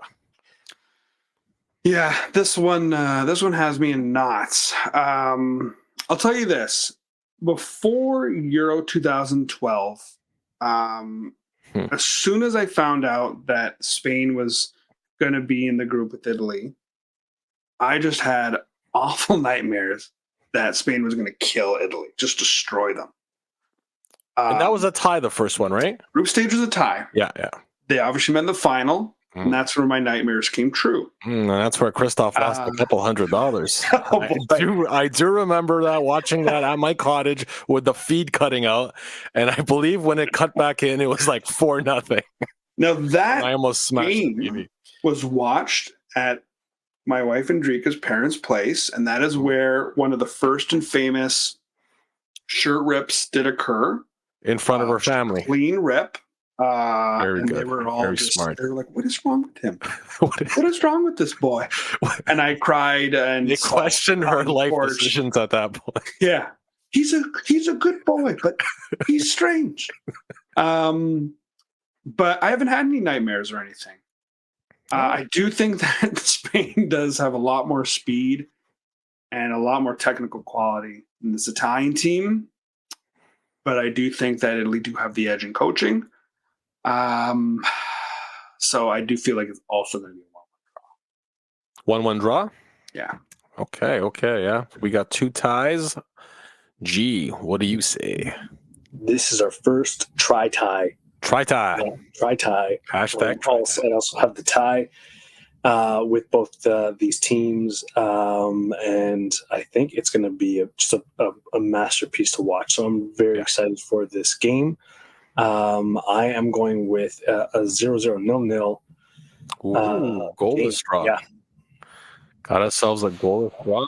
All right. So I think all of us probably have both those teams with 4 points after that, because we both had them winning in the beginning as well. So that group is shaping up interestingly. Group C, Slovenia, Serbia. Honestly, for me, this could go either way. Serbia might be able to exploit the lack of speed on Slovenia's back four. Slovenia might be able to convert it against the Serbian side that only kept 4 clean sheets in qualifying. I'm going to say both will happen once, and we're going to have a 1-1 draw. So that's 2 draws in a row for me. Jer, we'll go to you here. Slovenia, Serbia, what are you feeling? Yeah, I think draw is probably the better play. Serbia is paying almost even money at -105 for the win. I think that they do slightly edge. So they have the edge there, yeah. Yeah. Slovenia, and that's where I will be. I think that's where I will be giving them the W over Slovenia. So I'm gonna go 1-0 Serbia over Slovenia. All right. So we got a draw. We got Serbia. What do we got on Luca's sheet? These two teams have an interesting history. Euro 2000. At the time, it was still Yugoslavia. Slovenia had formed their own independent nation. They were facing off against each other. Yugoslavia races into a 3-0 lead. Slovenia runs into a 3-0 lead for the Yugoslavians. Crawl back. They claw their way back. 3-3 tie. In recent tournaments, Serbia has had a nasty habit of building up leads themselves before just kind of falling apart completely. And I think that happens again here. I think Serbia races to a 2-0 lead. Unlike that Euro 2000 group stage match, I think Slovenia are the ones that come back, tie this game 2-2. Ooh, all right. So 2 draws in a Serbia. Moving on to Denmark, England. Luca, why don't you get us started off on this one? Again, I do think it'll be a tougher matchup than the Serbian game. But I think, again, that attacking quality kind of runs the roost. I think the key for this English team to accomplish anything in this tournament, like I said before, I think Bellingham has to be the best player in every single game.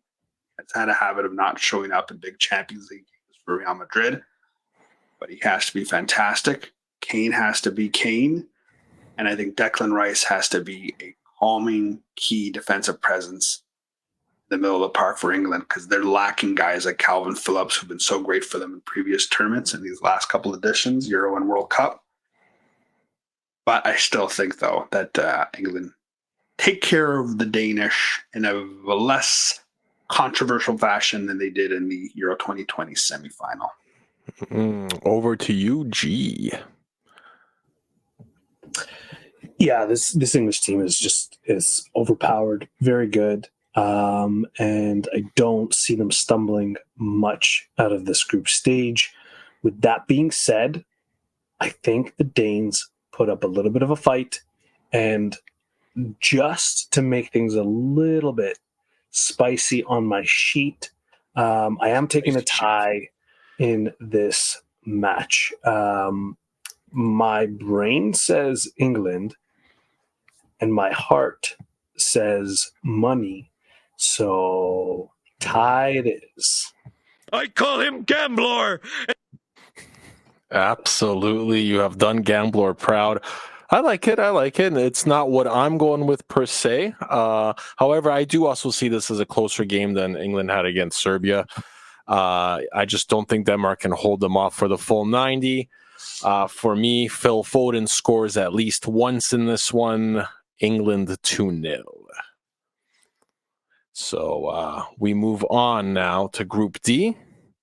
And here we have the matchup we've all been waiting for. Poland versus Austria. Luca, break it to me. How's it going to go down?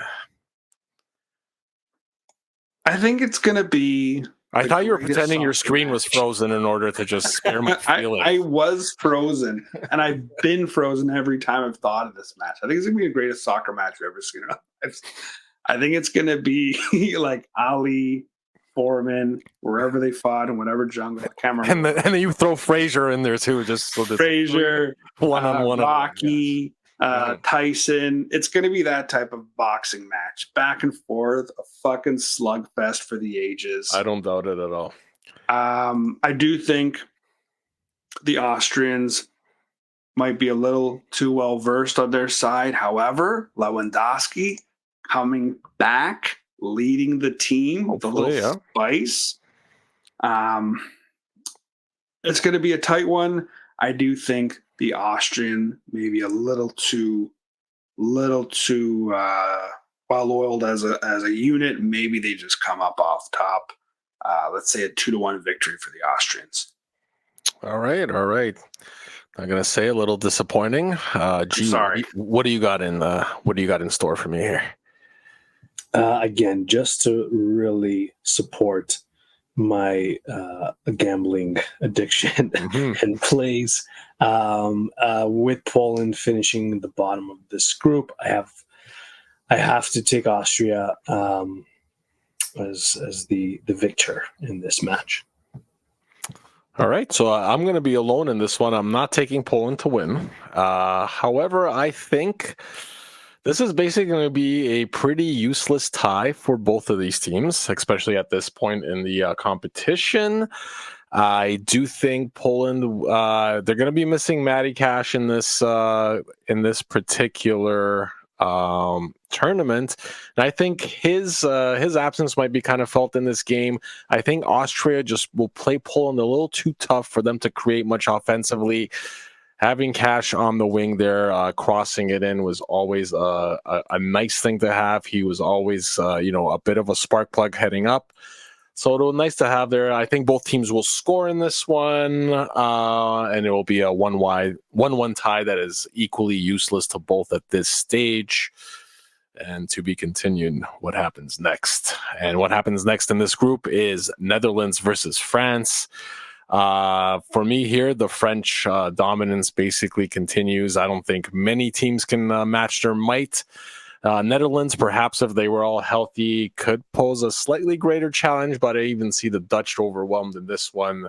3-1 France final for me. Luca, your thoughts on that? You seem quite perturbed. No, not at all. I to be fair, like even if someone like Frankie De Jong was still was playing in the middle of the park, I still think the French win. I love guys like Camavinga from Real Madrid. I think he's a fantastic player. And yeah, I think and just their quality is just going to show. And it'll be a tight one. I think the French win 2-1. Okay, 2-1, 3-1, 2-1. Over to you, Jer. I have France winning as well in this game, and I'm gonna go with 3-1. I like it, mainly because it mirrors my pick, but I like it quite a lot. On to Group E. So open up this one with Slovakia versus Ukraine, and we'll go back to you, Jer. Your thoughts on this matchup in Group E? Yeah, again, I like this Ukraine squad. Slovakia, one of the more challenging teams, I think, in the tournament, right at the bottom. So I don't think that they're going to provide much of a fight for this group. Ukraine with the easy win, 2-0. Okay, I also got Ukraine winning this, also 2-0, and I just see them riding an emotional high from their match day 1 win. I'm sure they'll be a bit of a fan favorite darling, and they'll likely defeat an aging Slovakian side. 2-0 sounds pretty good to me. Luca, what says you?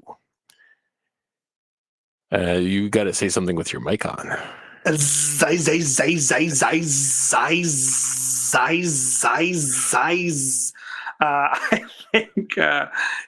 Ukraine had too much quality here. I feel it with you guys. Yeah, 2-0 for the Ukraine. Oh. I wish you had. That would be a great drop from Seinfeld. Oh, Ukraine is not weak. Yeah, then when they're playing fucking Risk on the subway, or are they're a sitting? Ukraine smash your game. Ukraine is game to you? No, Ukraine's not a game. We all got them 2-0. Let's wrap up Group E match day 2 with Belgium versus Romania. And I'll go first here because I think I might shock and appall both of you. Because Belgium is solid. But like I hinted at earlier, not always known for coming up big in big tournaments. And so this is the misstep I foresee for them. It's a little bit early, and it comes here. I think Romania works hard in this game. I think they concede a goal, but I think they also find one back through an intercepted pass in the Belgium half, creating a prime scoring opportunity. 1-1 draw right at the end, right at the death. Romania gets a result. Belgium disappointed, but I'm sure they will. I'm sure they'll still get out of the group stage. But yeah, I do see this as a 1-1 draw. Luca, tell me you're disgusted. I'm not disgusted with anyone on this world. I have love for everybody. I do feel like either you have a DeLorean and you went forward in the future with an aging doctor, and you saw this result happen in real time, or you have like FIFA 20 on simulator mode, or like an auto mode with Belgium, Romania playing. I actually have an old. That was a little too detailed for my I have an old doctor scientist playing FIFA 2020. So yes, Doc Brown is playing FIFA naked in your living room. You have him chained. How else would you play? Exactly. I think Belgium fucking beat the shit out of Romania this game. I'm saying Belgium wins 4-0. And I think Lukaku pops 2 of his goals in this one. I wouldn't walk the streets in Toronto's Romanian community after that. No, I can't. I don't know. Where is the Romanian? Actually, I was going to ask. I have one friend. His mom lived near Yorkdale. I don't know. It's all centered around that house near Yorkdale. I mean, to our massive audience, I'm sure some of you guys are Romanian. Yeah. Please tweet at us, even though we do not have a Twitter account or any form. Or a massive audience. Our audience consists of my simply wife scream at the screen as she watches the OC in the other room. Wow. I'm gonna research this. A listen is a listen is a listen. Yeah, that's true. That's appreciate it. I'm not knocking it. I appreciate it. So, Luca, you'll let us know when you find out where the Romanian community is as we move on to Group F. I kind of hope, just as a pause, I hope this podcast becomes huge in Romania. Romanian podcast Yeah, or just absolutely. Romanian culture. And we're Right just on. giving updates on little events going on throughout the community versus a sports podcast. I'll take both. I think so. I think, and that's how we'll truly get Rupa on board because, he was supposed to join us on here today. Obviously, bedtimes did not line up and he's not here. But once he finds out we've blown up in Romania, he will not be able to reject this podcast any longer. I thought Rupa was on the ground in Berlin as we speak. Yeah, apparently it's too late there, and he'll have to join us via satellite at another time. He's in a Romanian prison right now. Wow. All the best to him. Moving on to Group F. Speaking of Romanian prisons, Georgia versus Czechia is how we kick this one off. And I simply wrote, it is Czechia's turn to beat up on Georgia. Czechia 3-0. Czechia later, Georgia.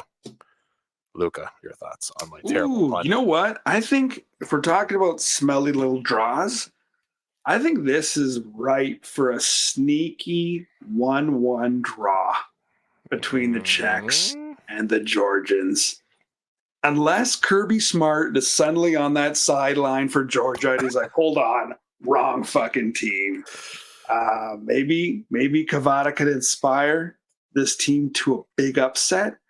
I don't know if the Czechs have enough quality to take the dub. Maybe they do, but I'd like the flavor. Yeah, I agree with you, but just to throw a little intrigue, I'm going to roll with the draw between the Czechs and the Georgians. And let me just update our Romanian fans out there. There is a big concentration of Romanians living along Bathurst from St. Clair West to Steeles Avenue West. And the biggest Orthodox Romanian church in Toronto is St. George, 247 Rose Thorn, kind of close to Yorkdale. Oh, Caledonia, I was right. Crazy. Coincidentally, where we will be filming our second episode. Exactly, the heart of Little Romania. Yes. All our Romanian listeners can join us and rejoice, bask in our glory. Yeah. All right, so we've got it'll be a fundraiser to get Rupa out of prison in Romania. Yeah. Absolutely. I mean, this thing writes itself. Yeah. Czechia 3-0 from me. Luca's got the draw. G, what do you got? And can you see what if Georgia's draw in that particular game, what that could be worth? Because I figure it could be worth a little bit of change. So the draw in that game is plus 260. It's not bad. Crazy. It's pretty much consistent with most of the draws throughout the tournament, I would say. Maybe slightly on the lower end, but definitely not a bad play. I, however, am backing the Czech. I think they will be high off of celebrating in the tears of Ronaldo from their win against the Portuguese, and they will lay waste to this Georgian squad. I know I'm going to be eating shit. We're gonna be beloved by the Romanian community and hated by the Portuguese. Yes, I wanted that. Luckily, Portuguese fans aren't passionate at all. No, they're not. I'm sure they'll have a common reserved response to all of this. Yeah, Portugal. We need to add some steam to some. At one point, Luca, what was the tournament they used to have the year before the tournament, the World Cup? Confederations Cup. Yes, I watched a Confederations Cup featuring Portugal one year with Portuguese people, and I'll tell you, it was an experience. At one point, I thought they just didn't understand the rules because they kept on saying that the Portuguese guy wasn't offside when he clearly was when they would freeze the frame. At which point they explained to me that if it's a Portuguese guy, he can't be offside, and then threatened to break my back over a table or vice versa. So, yeah. Best of luck to them. And on that note, I do think they will defeat Turkey 4-0 in this next game we'll be previewing. I had Turkey winning the first match. I have them advancing to the next round, but this just isn't their night. Portugal 4-0 overwhelms them early and often. Luca, your thoughts? Yeah, I agree with you. I think Portugal's going to dummy them 3 or 4-0. Where were you? Where were you watching this match with this huge influx of Portuguese? It was at a small community studio I worked at the time, and that was on Bloor Street, I believe, not too far from, oh God, what's the park there? Christie? Yes, Christie Pitts. Yes. Very cool. Very cool. Yeah, so no, it was definitely a unique experience, and there was a great Portuguese chicken place just around the corner where I would, ironically get fish from because I love Portuguese fish. But yeah, quite the experience, quite the good time, and I think we're getting back on the side of the Portuguese now. We're absolutely. I don't think we should let Jer talk for the rest of it. Right. Jer is gonna piss me off. I like my house as is, not on fire. Yeah. But yeah, let's kick up the danger. Let's go to Jer. How much is Turkey beating Portugal by? Portugal's gonna get kicked out of the tournament. No course correction here, unfortunately, for my Portuguese friends. Again, I think they stumble. I know they have a good squad, but one of these top squads has to go down. Is this really happening? And I think Turkey is going to hold them to a 1-1 draw. I love it. And that's unfortunately humble. Listen, I don't feel that my Italian squad is going to fare much better. So this is just my predictions. Leading with my money. If Italy finishes third in their group, there's a chance they could play Portugal if Portugal wins that group. That would be the worst. Whoa, Portugal versus Italy in a knockout match. Toronto's going to explode. Yeah. I mean, look, there's a lot of good teams here. Again, going back to the top four based off of odds to win the trophy: England, France, Germany, Portugal. If we see all of them, through to the quarters, if that's even possible on the bracket side, that would be surprising as well, right? So I think one of these teams might falter, and out of my sharp or chalk picks, they are the ones, unfortunately, to eat dust. Sorry. Ooh, love it. Harsh. Love it. But fair, I suppose. Yeah. To me, I think that group's a little too easy for Portugal, but hey, they've had easy competition all along. Maybe it catches up to them in a way. Let's start With match day 3. Sorry to interrupt. Yes. I do also have Portugal winning the group and Georgia losing as a side bet, which plays plus 150. So, again, so according to you, Portugal will win this group with 2 points and a negative goal differential of -5. Perfect. It's just a little hedge on the side. I like it. Well, you got to hedge. You increase your odds of being correct that way, and I'm sure it's financially the right thing to do. Speaking of financially right things to do, we will move to match day 3. Where we got Switzerland taking on Germany. So in my scenario, both teams at this point have their cards stamped to go to the next round. So it's just kind of figuring out who's going to win the group. They both have 6 points at this point. And I think Germany just claims the group 2-1. I think, they're at home. They got the advantage there. Switzerland's probably a little bit content with just going on anyway. So yeah, I got them winning 2-1 there. Luca, over to you. Swiss versus the Germans. How do you see it? Same. Tight match. Swiss will not make it an easy out for the hosts, but I think Germany comes through with a 2-1 victory, and I think both teams come out of that group 1 and 2. Very nice. That's what I've got as well. Jer, your thoughts on Swiss versus Germany? I've got Germany with the sweep of this group, winning all 3 matches, and a clean sheet in this match, 1-0. 1-0 Germany. All 3 of us rolling with the Germans. Let's close off Group A with the final match in Group A, and that's Scotland versus Hungary. Luca, let's start with you. I think the Scottish get one over on the Hungarians. Tight one. I'm going to go with 2-1. They claim victory, and I think Scott McTominay scores both. Ooh, that might be a spicy little multi-score bet. Jer, how do you see this one playing out? I like the draw here. I've got a 1-1 draw. And it's looking like the odds favor the draw. We'll see as well. It's plus 280, but again, one of the, I guess, the lower of the draws throughout group stage. So that's where I'm taking my predictions. Very nice. I'm going with a draw as well. So basically, this is going to be a game with a potential third place berth up for grabs, and both teams will just do each other no favors. 2-2 draw. So my group A ends like this: Germany up top, 9 points, Switzerland with 6, and then Hungary and Scotland both will go home as they only have a point each.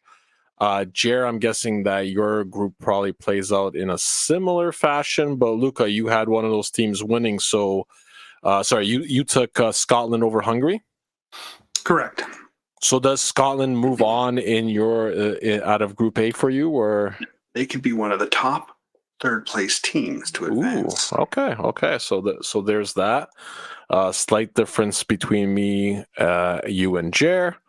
We'll move on to Group B here, and the first match, Albania versus Spain. I mean, for me, I think Spain will just close off this group stage by systematically breaking down a probably tired Albanese defense by this point. And they'll claim Albanese, so that's not how you Albanian. Jeez, my apologies. Oh, this is not going well. This is not going well. There's a lot of parts of this city we cannot go. Kind of back on our side because you proclaimed your love of Portuguese. But I think Albanese could be viewed as a term of endearment. Yes, that sounds like it could be a slur of sorts. Probably. I'm gonna say probably not. Regardless, Spain will beat them 3-0. Luca, where do you see this one headed? Yeah, I could see Spain dropping 4 or 5 on them. Let's go a little nuts. Yeah, I think you said 4. I'll go. Yeah, Spain, I said 3, but okay, 4-0. Yeah, I'll go 3-0. Why not? And Morata gets a couple here as well. Morata keeps on scoring on the Albanese. Bastard. That bastard. G, I see you shaking your head. Do you have the Albanese taking the Spanish out? I do not. No, I have the Spaniards getting the victory here. Again, a little whisper at that 28-1 Morata pick. Just saying. I like that, re-emphasizing it for effect. And now we get to the nitty and the gritty. The Croatia versus the Italy. And I think it's a game that Italy should win, and they'll probably look like the better team, but something tells me Croatia will do enough to tie it, and that tie will still send both teams into next round. So I do have Spain, Italy, and Croatia all progressing out of here. Albania finishing last with 0 points and 0 goals for 7 against. So not the greatest outing from them as I see it, but the top 3 teams, as we expected, will move on. Luca, your thoughts? How do you see this Italy's last group match playing out? Same result, but I think it's Croatia who probably have the better run of play. But I feel like a 1-1 draw. This leaves Italy in 3rd spot with Spain and Croatia advancing ahead in the 1st and 2nd spots because of the better goal differential. Okay, so 2 1-1 draws. Do we have a third? G. I am also. This is our second tie. Try that. Another draw for me for this match, and this puts me at, I think, 5 points apiece for Croatia, Spain, Italy in the group. Okay, so you got all 5 of them moving on in one way or another. Yes. And Albania going home. We wrapped up Group B. Let's move on to Group C. England versus Slovenia. Look, at this point, England's going to be on a roll. Don't think Slovenia will be able to do much to contain that town over 90 minutes. I got England 4-1. G, how do you see this one playing out?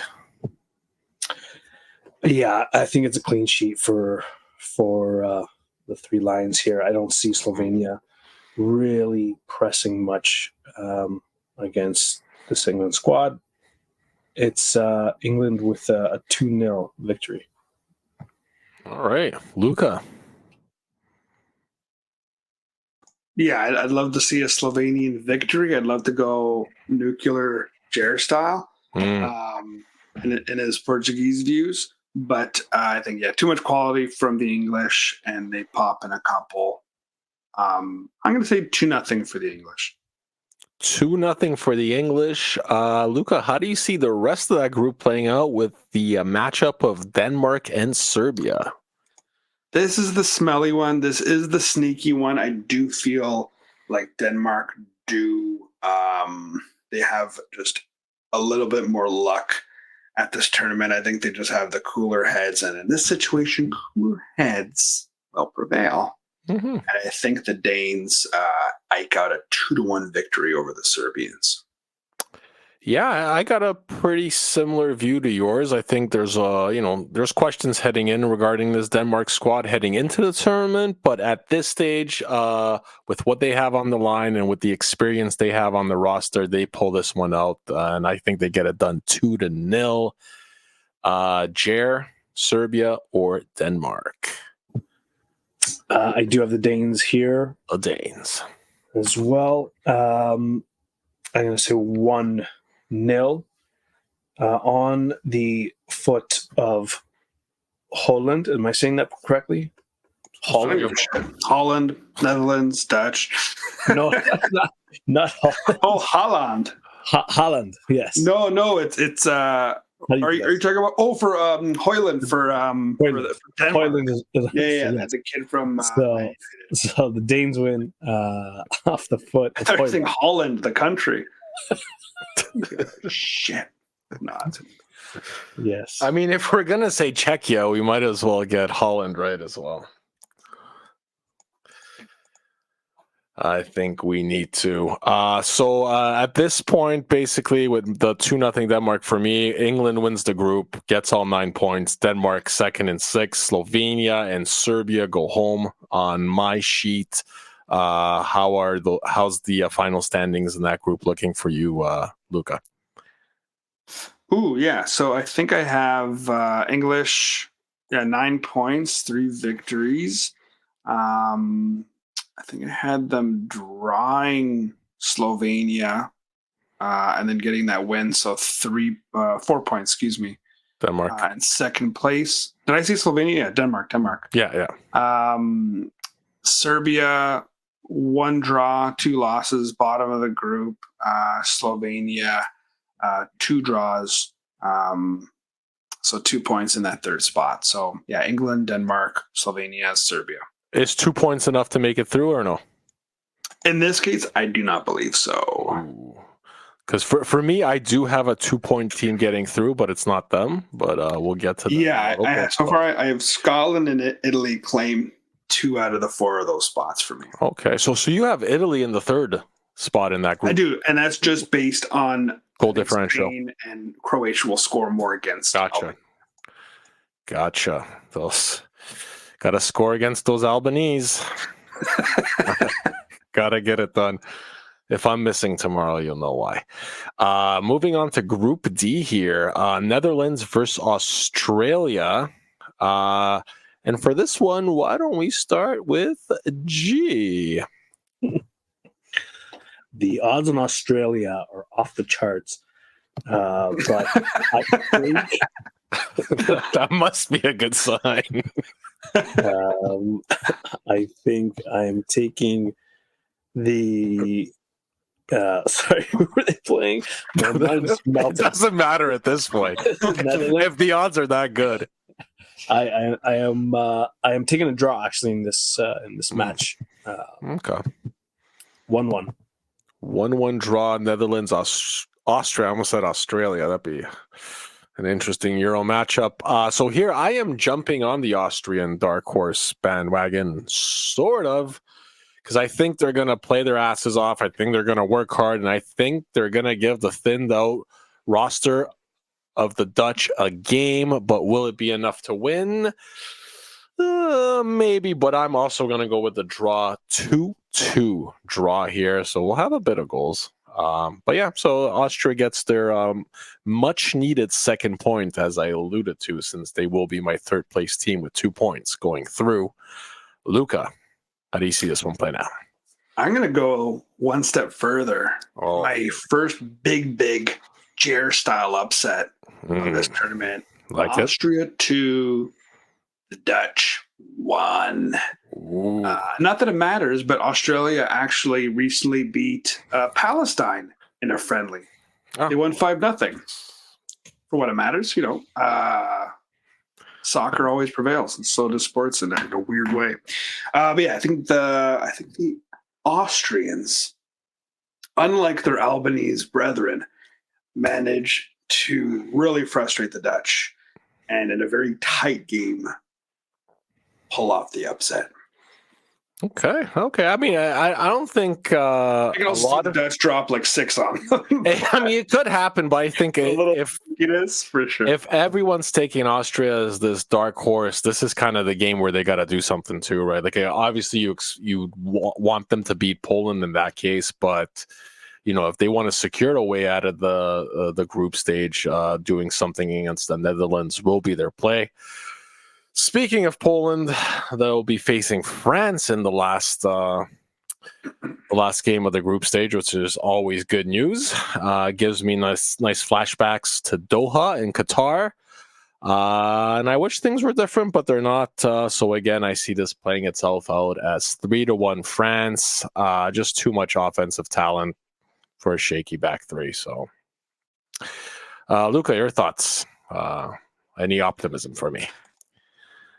I want to see Poland give just France the game of a lifetime. And I want to see a repeat of that famous third place match in 1982, Poland beating France.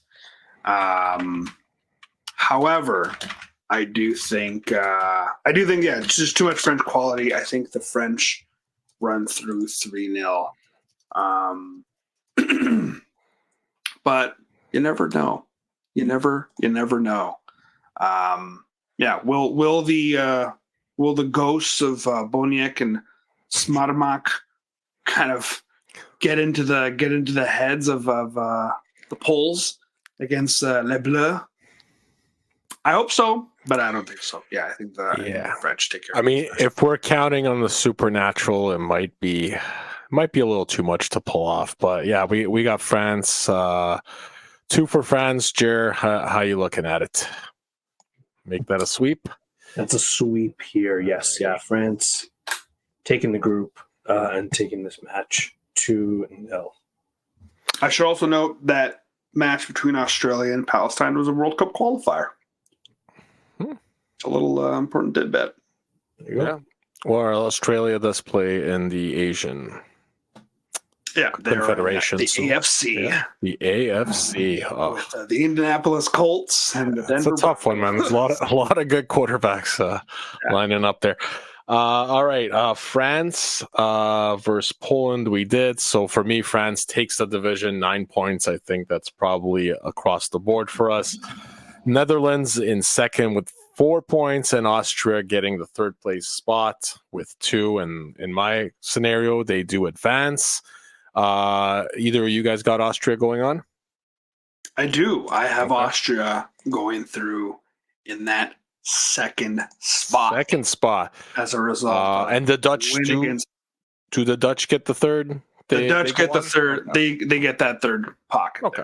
there. Okay. That's so yeah, so all three for you make it on as well. Jerry, you got Albania going on? Or sorry, Austria going on in this one. So Albania, unfortunately, no. Yeah. I do have Austria, yes, going on.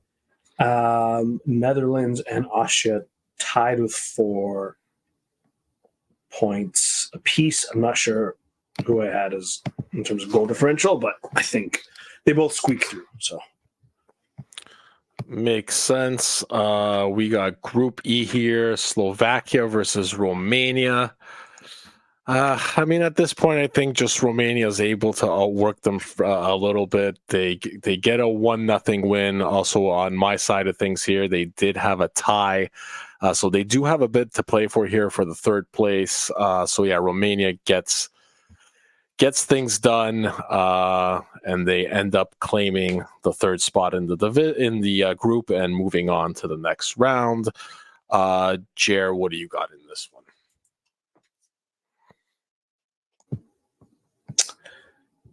sorry, I was distracted looking at odds.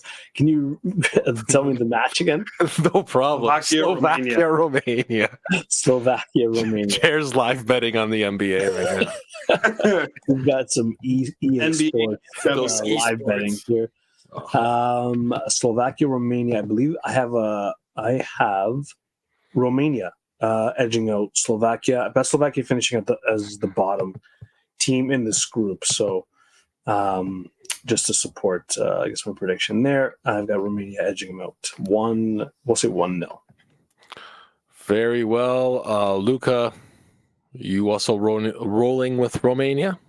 Yeah, gonna Print roll that on t-shirts if we all the three of us go. Romanians. Yeah. Shout outs to our Romanian fans near Caledonia and Yorkdale.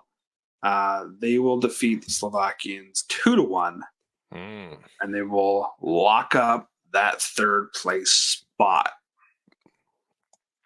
I like it. So the other matchup in this group, Ukraine versus Belgium. This is I guess I think most of us have them in the top 2 right now. So this would, I guess, determine the division, the group winner.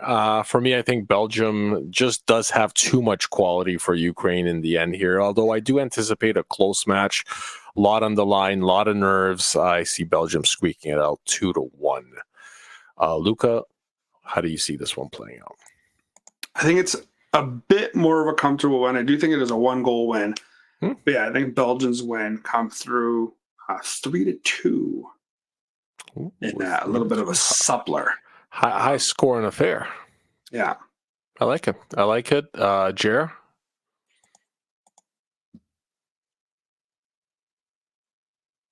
Sorry. Again, looking at odds. I do have Belgium and Ukraine tied, actually. Oh. Yes, I do have a tie.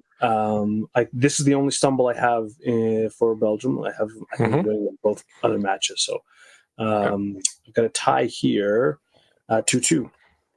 Nice. So this brings my Group E to Belgium up top with 7 points, Ukraine second with 6, Romania with 4. All 3 of those move on. Slovakia goes home with no points. That is the most ferocious typing I've ever heard in my life. I'm typing about the band Tea Party. Wow. So to any Tea Party fans out there, I know there's a lot listening. Yeah, this pod and the crossover with the Albanians is insane. Yeah, the Albanese. But the album Splendor Solace was released on this day in 1993. Great Canadian album. There you go. I actually found an old concert ticket at the Dard in Wasaga Beach. During a massive windstorm, and I think only like 20 people showed up, and so it was Tea Party with 20 people there. It was an incredible show. Oh, that's awesome! Intimate and interactive, quite good. So that brings us to the most controversial group of all, Group F. Here we have Georgia and Portugal, and I can't even look at Jer right now. Portugal wins. The anxiety racing through my body. So we'll start with Luca. We'll build up to this Georgian miracle. Luca, how do you see Portugal, Georgia playing out to end Group F here? And Georgia wins 21-7. Carson Beck throws 2 touchdown passes. I can and see they it. get another one off of a pick 6. No, I think Portugal dummies Georgia 4-zip to wrap up the group stage roller coaster. All right, so for me, I'm gonna one up you by 1, and I'm gonna say 5-zip. It's just way too much for this Georgian team. I'll be honest with you. At this point in the tournament, if Georgia just comes into this defeated, this could be way worse. This could be like a 7-8 nothing thing. Like I actually see them getting shellacked. But hey, Georgians, prove me wrong. And if you want some optimism, if you want something to look forward to as a Georgia fan, ladies and gentlemen, take it away, Jer. Unfortunately, this will, or fortunately, depending on what side you're looking at, I think Portugal will need desperately the points in this match after faltering in the first 2. So they will, and Ronaldo may leave. I have no idea. He may leave and fly home after the first game, after losing. So if he does, Just because he's sick of it all. I love it. I'm sorry. Do you have a prop for that? Like, is there odds for that? That he just packs his shit up after one game and goes home? Just frustrated with his team.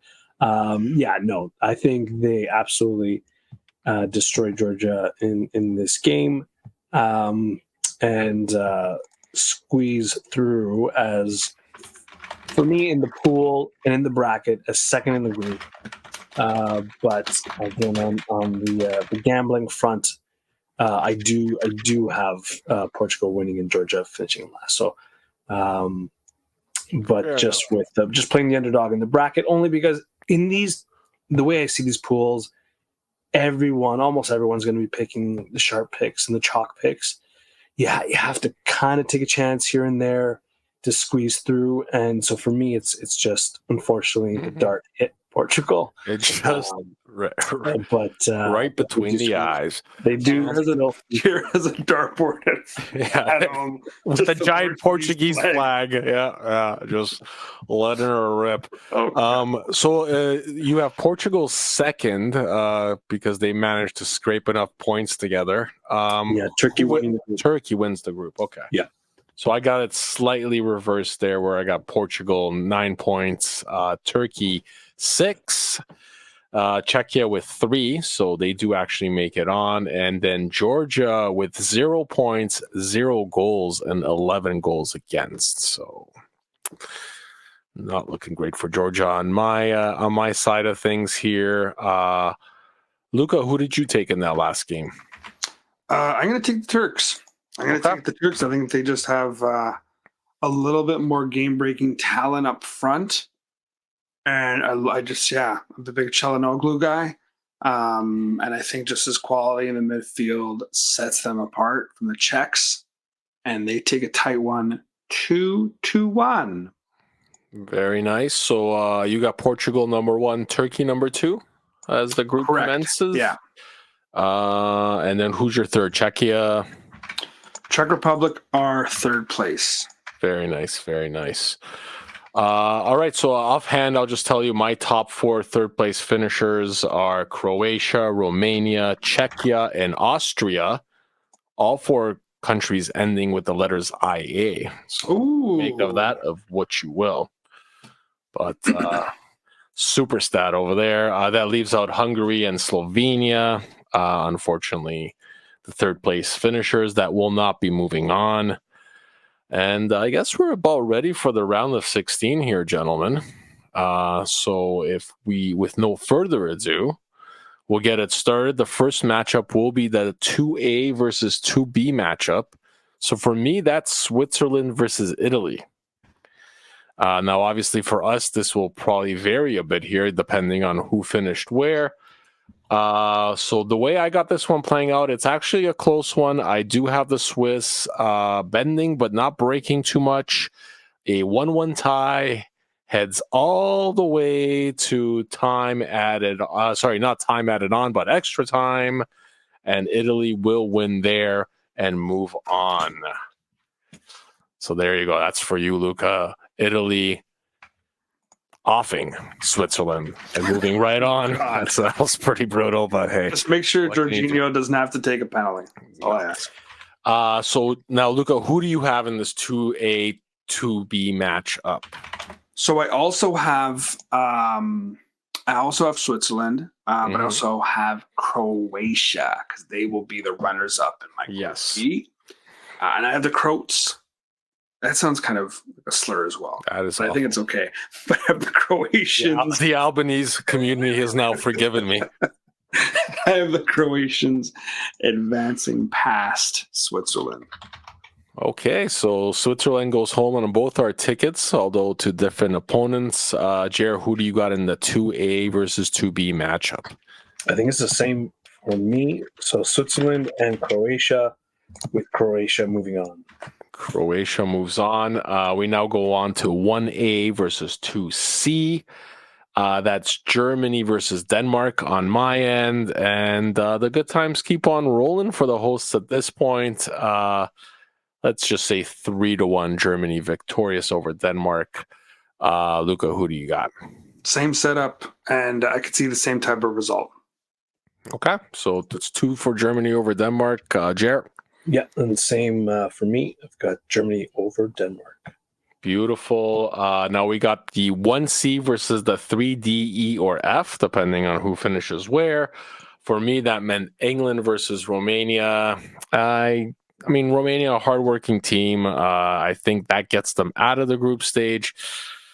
I don't think it gets them much further, not against a team like England. Maybe some of the nerves and expectations get to England a little early on, but a 2-0 final is what I have with them moving on. Luca, what's your matchup here? Yeah, same. England, Romania. And as much as I would love to see Romania live out, past matchups in World Cup 98 and Euro 2000, when they defeated England both times, I think the English probably trounced them.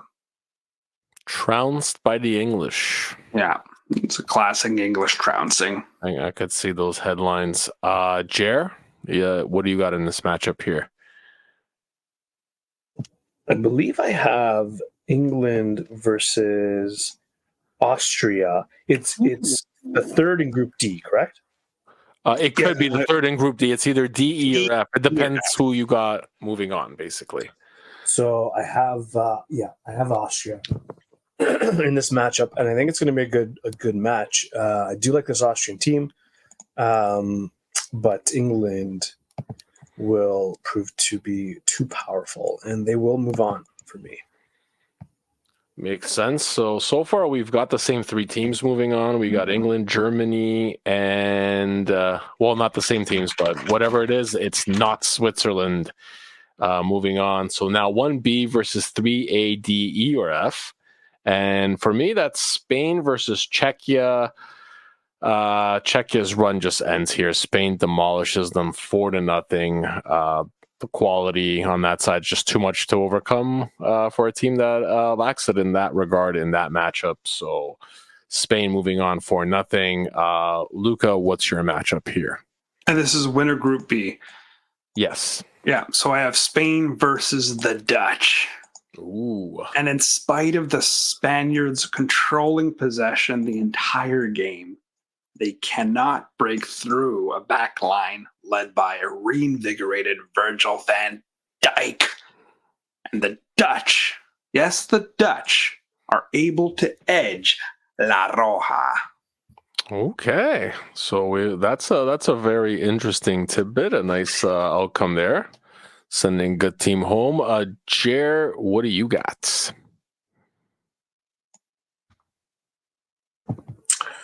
I have. Remind me of the bracket. It is 1B versus 3A, D, E, or F, basically.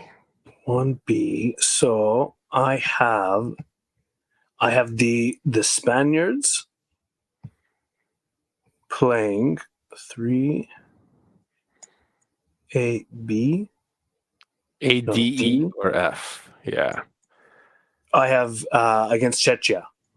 So I have Spain against Czechia. Czechia.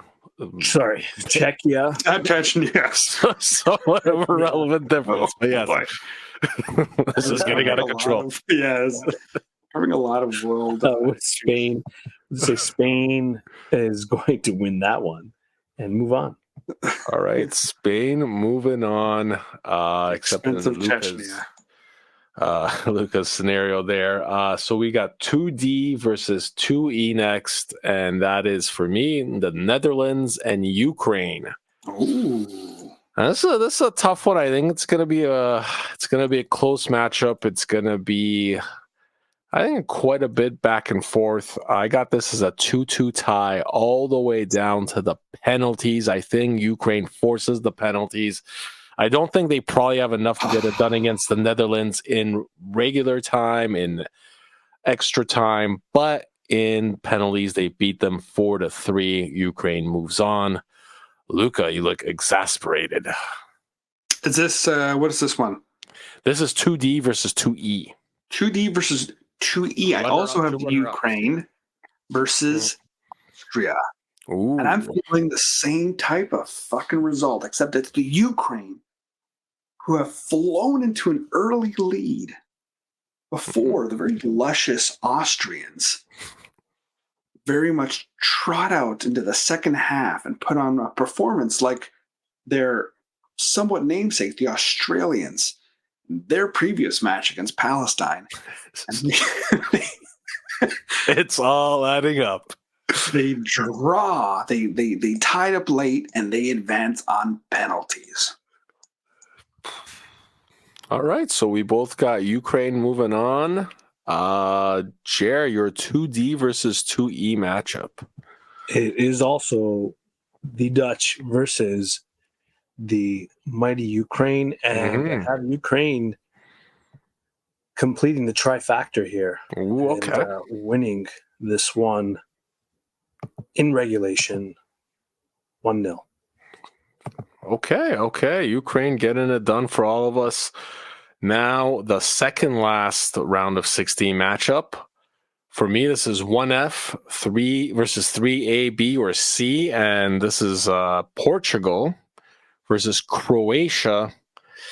And you know what? I've said it, I view Portugal as quite a force in this tournament. I know one of you disagrees. However, I just think the quality's there. They, all over the pitch. Maybe some, Luca pointing out the questions around the coaching, maybe not getting the most out of this group, but I think they'll get enough versus Croatia. I don't think Croatia will go quietly necessarily. I think it might actually be a close game. I see it being 2-2 at one point, but Portugal getting that one go ahead and then likely an assurance as Croatia presses Portugal 4-2. Give me Portugal 4-2, please. Luca, your 1F versus 3ABC matchup. Yes, and it's not. It's you said the second last. This is the third last one. We haven't gone over winner group E and winner group D. Winner group E. Yeah. You're right. I am missing one from my thing here, which is. However, in this matchup, I also have Portugal, but I have Portugal versus Scotland. But I think, same scenario, just too much quality on that Portuguese team. And they dispense of the Scottish, sending them back to the Locks, their homeland. Sending them back to Scotland. You used me, Skinner! You used me! Let's use that for anything that we talk about, not even related to Scotland. Yeah, I mean, it just works. All these poor nations feeling quite used by us. Yeah. Next, we've got. Oh, sorry, Jared. You did your pick for that, or this is? Oh no, this is your 1F versus 3A, B, or C. So I think for me, it's Turkey versus the Azzurri. So Shit. I have a tough match, but the Azzurri squeeze it out and go on to the final 8. Okay, so Italy in that matchup. Now 1E versus 3A, B, C, or D. And that for me is Belgium versus Austria. Austria for me was the third place team that got in with the least amount of points, only two ties. I think just quality wise, Belgium, I mean, they just basically, they'll take it to them. Austria's defense might hold up for a bit. Likely won't be a blowout, but I also see just a game completely dominated by Belgium in terms of possession. And in terms of possession, their opponents and Austria might put up a big effort. They might be hard to break, but Belgium will break them, and likely more than just once. I got Belgium 2-0 on that one. Luca, your thoughts on 1E versus 3A, B, C, or D? I have Belgium, and by Belgium, I mean Belgium versus Italy. And I think in an also very tight matchup, the Belgians avenge the defeats handed to them by Italy in the last 2 previous European tournaments. Oh boy. Belgians advance. The Red Devils oust the Azzurri. It kills me to say it, breaks my heart, but I think this is all a lead up to Italy winning the World Cup in 2026, led by 18-year-old sensation Francesco Camarda. Italians go back home to plot victory at the World Cup. However, Belgians advance. Okay, so the Euro ends early for Italy, but fear not. The best. The World Cup is just around the corner. For the best. G, what do you say in this now officially second to last round of 16 matchup? So it is, remind me The winner of Group E versus the third place of either A, B, C, or D. Right. So I also have the Lukaku-led Belgium squad versus 3A, B, C, or D. A, B, C, D against Austria. Okay, so you had what I had there, yeah? Yeah, and I have Belgium moving on to the quarterfinals. Perfect. So Belgium moves on for all 3 of us, taking out Italy in Luca's bracket there. So this is the last game of this round here. It is France versus Turkey. I mean, France just for me too dominant. Turkey, they get here, but they will not go any further. I got this as a 4-1 France final. Luca, your thoughts? Yeah, same type ballpark. I have the same matchup, France and Turkey. The French are too much for the Turks. Jer?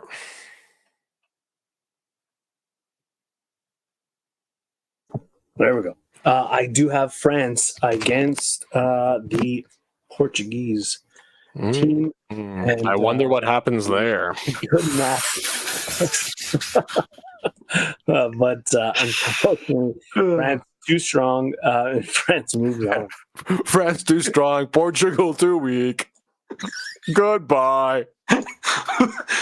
The French victory destroys the Portuguese economy, leading the government to completely dissolve. Portugal is a nation no more. French absorbs Portugal. Sounds about right. We are now down to our quarterfinals. Very exciting time. Only 8 teams remain. So quarterfinal number 1, the way this lined up for me is Spain versus Germany. The hosts have a lot going for them. Home crowd support, definitely. They have a strong squad. Favorites throughout, but I do think the Spanish side is actually just better. I just think they have a bit more quality to them. Maybe not getting the proper fanfare that they should be, but I do see Spain taking it to them. It's probably a pretty close game. I think this would be a very exciting quarterfinal, but I do have Spain winning 3-1. Luca, what does your first quarterfinal look like? My first quarterfinal taking place in Stuttgart. Yeah, Germany and the Netherlands. Classic matchup between classic rivals. Yes. The last time these two teams faced off in a tournament hosted by Germany, they have had a couple colossal clashes. Final of the World Cup in 1974, where the Germans won. Semifinals of Euro 1988, held in Germany, which the Dutch won. However, this European tournament, and they've played each other at a couple tournaments since then, or a few, more than a few. But at this Before. You're living in the past, Marge. Quit living in the past. the Germans defeat the Dutch and advance to the semifinals. So, too bad for the Dutch. So Luca's got Germany going on. I got Spain going on in our quarterfinal one. Jared, what does your first quarterfinal look like? My matchup is similar to yours, Christoph. Spain, Germany. Keep it short. I have the host nation moving on. Very well, very well. The home field will definitely help. Quarterfinal number 2, I'm looking at Portugal and Ukraine. Up until this point, I got Ukraine on a pretty magical run. Like we said, top quality players from, top quality club teams. But Portugal has that as well, and they got quite a bit of it. I just think it'll likely be a bit too much for the Ukrainian side to deal with over the course of 90 minutes. I got Portugal moving on 3-1. Luca, your second quarterfinal, please. That is Portugal and Austria. And I think this is going to be maybe a bit of a blowout. I think the Austrians run out of gas, going on an admirable run. I think the Portuguese, much to Jared's dismay, win 4-0. Ooh, that is an angry Jared. Jared, what does your second quarterfinal look like? I know you've sent Portugal home already, so they can't be in there. So I have, I'm just going through it. I believe I have Italy versus the Ukraine. Ooh. And I think this is going to be a very tight match. But the Azzurri are going to go through and beat the Ukraine and make it to the semifinals. Love it. Semifinals for the Portuguese. For what are you jinxing me for? Well, for Italy. Sorry, I had Portugal there, so Jared's steaming at this point. I cannot believe it. Balls of the fists. Quarterfinal number 3. I've got Belgium and France. Two pretty stacked rosters, but look, I've said it at the beginning of this thing. I don't think anyone can really go toe-to-toe with the French here. So I got them winning 3-1 as well. I just noticed all 3 of my quarterfinals so far, 3-1 scores. I'm pretty sure that's going to happen exactly that way. Luca, what's your third quarterfinal looking like? I also have Belgium, France. However, this is a bit of a tighter matchup. Because I have Belgian quality led by the great Kevin De Bruyne. Can't argue there. All taking things in his own matters while the likes of the selfless Onana and Mangala sweeping up things in the midfield, breaking the balls of Kamavinga and Tchouaméni. His name always kills me. The other dude French dude from Real Madrid. And they just go back and fourth tight matchup going all the way to penals. Woo. The Red Okay. Devils advance, ousting the French in the same way Wow. Swiss did at Euro 2020. Okay. Big prediction there. The French are now out in the quarterfinal round for Luca. Jer, your third quarterfinal matchup, please. Although I do prefer the cuisine of France to the Belgians, I see this matchup similar to Luca's prediction. However, in this scenario, Lukaku picks up Griezmann, breaks him over his knee, Yes. Ooh. much like Bane to his Batman. Mhm. And Belgium moves on. I like this. So it turns into a wrestling match. That is in which whoever's back is broken first loses. Yes. First, it's a tour de cuisine, and then a back-breaking wrestling match. I like that. I think those are actually Watch out some for of the those new tables. Yeah. In both scenarios. And chars. All right, so two votes for Belgium, 1 vote for France. Quarterfinal number 4. So for me, this is England versus Italy. I know you guys are sitting on pins and needles, and you will be sitting on pins and needles because this will be tied 1-1 at the end of 90. However, in the second extra time, Italy will score the winner and hold on for a 2-1 victory, propelling them into the semifinals. Luca, you are overjoyed, tears running down your face. Dance that can only be described as the Rupa, It's actually the fundraiser dance to get Rupa out of the Romanian. Yeah, well, that is the digging that it's going to take for him to get out of that prison. Yes. What is your fourth quarterfinal? I love both of your picks so far. This is going to be better than the actual tournament for Italy, so I'm just taking it all in. It's England-Croatia, as England vanquished a foe of the past, previous tournaments in Romania. They do it again. They knock out the Croatians, who have broken English hearts many times before, and they get through to the semifinals versus the Red Devils. The Devils. Jer, quarterfinal 4. So I have England against Croatia in my bracket here, and I think the wheels start to fall off this aging Croatian team at this point, and the English squad moves on. England moves on in our scenarios here. So we're left with a final 4. Semifinal number 1. Let's get right to it. Spain versus Portugal. 2 neighboring countries. Pretty big rivalry, pretty big soccer rivalry, pretty big match. I mean, this would be an epic semifinal. 2 very quality sides going back and forth. Honestly, I think either team could win this, and that is exactly why I have it as a 1-1 draw all the way to penalties. And get this, Portugal wins that 7-6 on penals. Luca, what is your first semifinal shakeout like? I have Portugal and Germany, a game that is going to go all the way to the wire, but late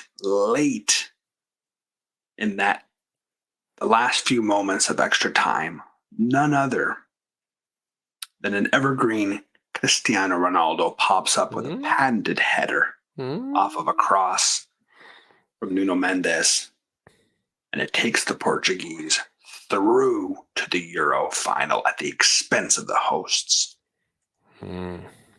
So we got Portugal in the finals twice now. It won't be a 3. Jared, what's your first semifinal look like? So I have The Germans against the Azzurri. Again, if we're talking cuisine, there is absolutely no match at all. I do enjoy a soft pretzel. I can tango with a bratwurst, but Little broady. it does not compare. However, we are not talking cuisine. We are talking the pitch, and the Germans will defeat the Azzurri, unfortunately, and move on to the final. All right, so we've got the hosts in the final. We've got Portugal twice in the final. Let's hit the other semifinal. For me, this one had France versus Italy. I mean, this is potentially another stellar matchup, but I do think Italy finally meets its match here. I think they run out of steam, and I think it's just France is just too overwhelming. It's going to be too much for them. I got a 2-0 France victory heading into the final where they will face Portugal. Luca, your second semi. My second semi is between the Belgians and the English. And I think this is a topsy-turvy, back and forth nail biter that comes down to the Belgians prevailing in a penalty shootout with a one Harry Kane missing a huge penalty for the English. Sometimes some ghosts just a little too sneaky to overcome. The haunting of the Harry Kane. Belgium, Portugal. Belgium, Portugal. We got Portugal, France. Now, Jer, we've got Germany, and who's your second semifinal? So, no, I have England and Belgium. Mm-hmm. So, Germany's in, England, Belgium, and Lukaku, my leading goal scorer for this tournament, will get it done again, and will power through. This is going to be an amazing matchup, but they will power through this weakened back line of the English to a 2-0 victory and make it to the finals. All right, so our finals are set. We got Belgium, Germany. We've got Belgium, Portugal, Luca, I believe. And then we've got Portugal, France from me. So, Luca, let's start with your final. Who do you have winning, taking it all? Is it the Portuguese or is it that Belgian team that you have touted so highly since the beginning? It is. It is said that sometimes the city of brotherly love is where I don't know what the hell I'm talking about. But if you ask me, it's in Detroit. I'm going to go with Jer and his anti-Portuguese bias, and I'm going to go with the Belgians to finally win one for their golden generation. One of the great players ever, Kevin De Bruyne, and he will retire after the tournament on top. And the guy who scores the winner with a powerful fucking cannon of a shot to put all the doubters to task for doubting him time and time again. He's finally come up big. Is a Romelu Lukaku who scores the winner for the Belgians. They are European champions after vanquishing the Portuguese and righting the wrongs after losing in the Euro 1980 against the Germans so many years ago. There you have it. Jer, who's your champion? So that 1980s Euro is a mirror image of my finals with Germany and Belgium. However, I'm going to fast forward to the next Euro in 1984. The host nation, France, wins it a week before I was birthed. Oh boy. And the host nation will do it again 40 years later. Germany wins the Euro Cup. Very well. So we've got Got Germany winning there. We've got Belgium winning with Luca. And my final of Portugal, France. This will not be a shock to anyone who's been paying attention over the past 3 hours, as I will be going with France beating Portugal. Portugal's run finally runs out. And I actually don't have this as a close final. For me, it's 3-0 France. I love it. Mbappe scores all 3 goals. At least one of them a header. Let's just make Love it it. interesting. So yeah, 3-0 France. France are the champs from the get-go. I didn't think they lose a game. By my count, they won't lose one in the group stage, and they'll go on to win the whole thing. I think they're the toughest squad to beat here. But like we said, there's quite a bit of quality out there. I don't think any of these picks are, I mean, I don't know. I probably have the most outlandish one. I don't know if Portugal will struggle as much as Jared wants them to, but perhaps they will. I mean, nothing can be counted out. I think these are all pretty good, educated guesses. So we'll see who comes out on top in the pool, not just between us 3, but overall. And we'll see where Rupa places in all this. He did miss a key night, so it's he's behind the 8 ball as we speak. Do you two have a prediction for the top goal scorer? Lukaku is who I am going to be placing. I mean, if I'm taking France, I'll go with Mbappe, probably. Yeah, Mbappe's the odds-on favorite. I mean, yeah, but that's plus 450. But I actually like to your point. If Belgium is to make a run to at least the final 4, maybe even the final 8, Lukaku is, I think, in my opinion, a good play. He is aging. He's not as great as clubs, but as we outlined earlier, he does show up for his nation. And yeah, this year he's put up, I think, 14 and 10 or something like that. So he's still getting it done.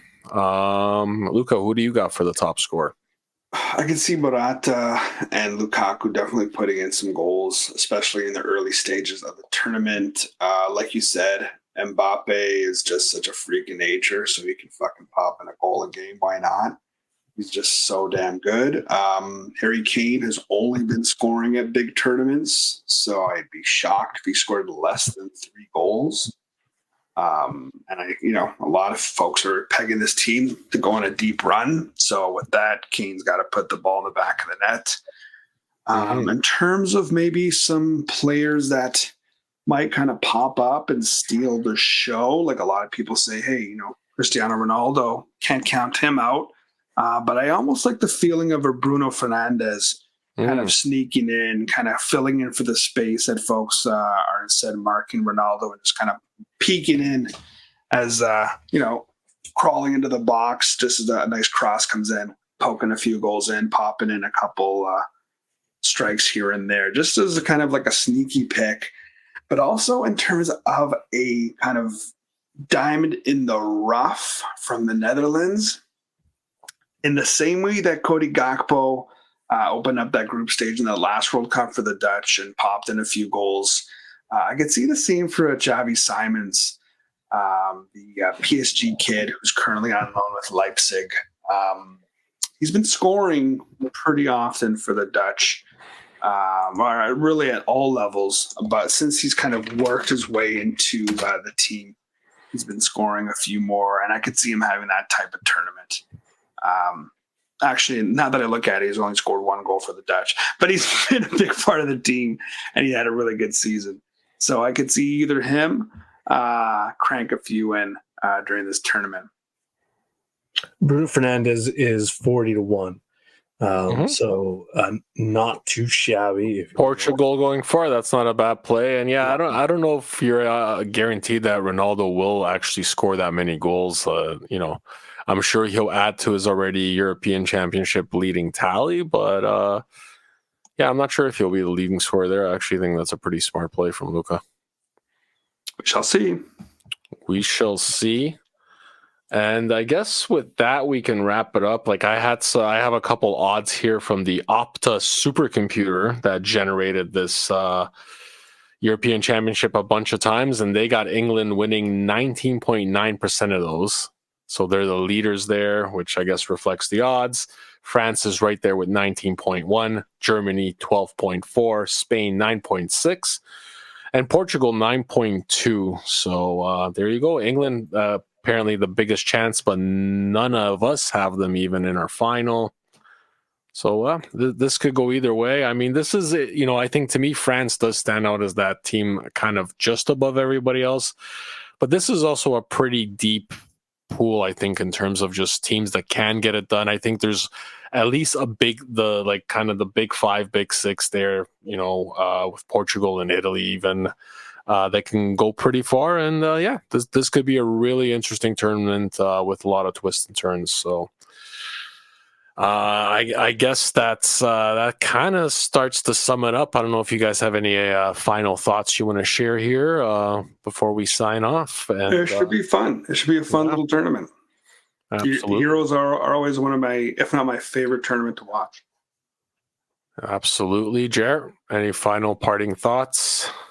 Again, no hatred towards the Portuguese community and team. I too would like to apologize to the Albanese people. Yes. Australia doing great work. Yeah, so it's it's a fun tournament. I think we have some exciting players in the tournament. For regardless of what nation you back, I think if you're a fan of the game, it's always exciting at these stages to watch these players play. So I'm just looking forward to some really good matches, and hopefully we can end up on the green side of our bets. That's it. I can dig it. Absolutely. And all I know is that when Rupa does eventually join this podcast, he will have some. To fill. Big shoes to fill. Big shoes to fill. Because we killed it today, gentlemen. And so with that, we wrap up yet another TFL Classic. This was the Euro 2024 preview. Please let us know, subscribe, and all that good stuff. Have we done a podcast before? Isn't this the first one?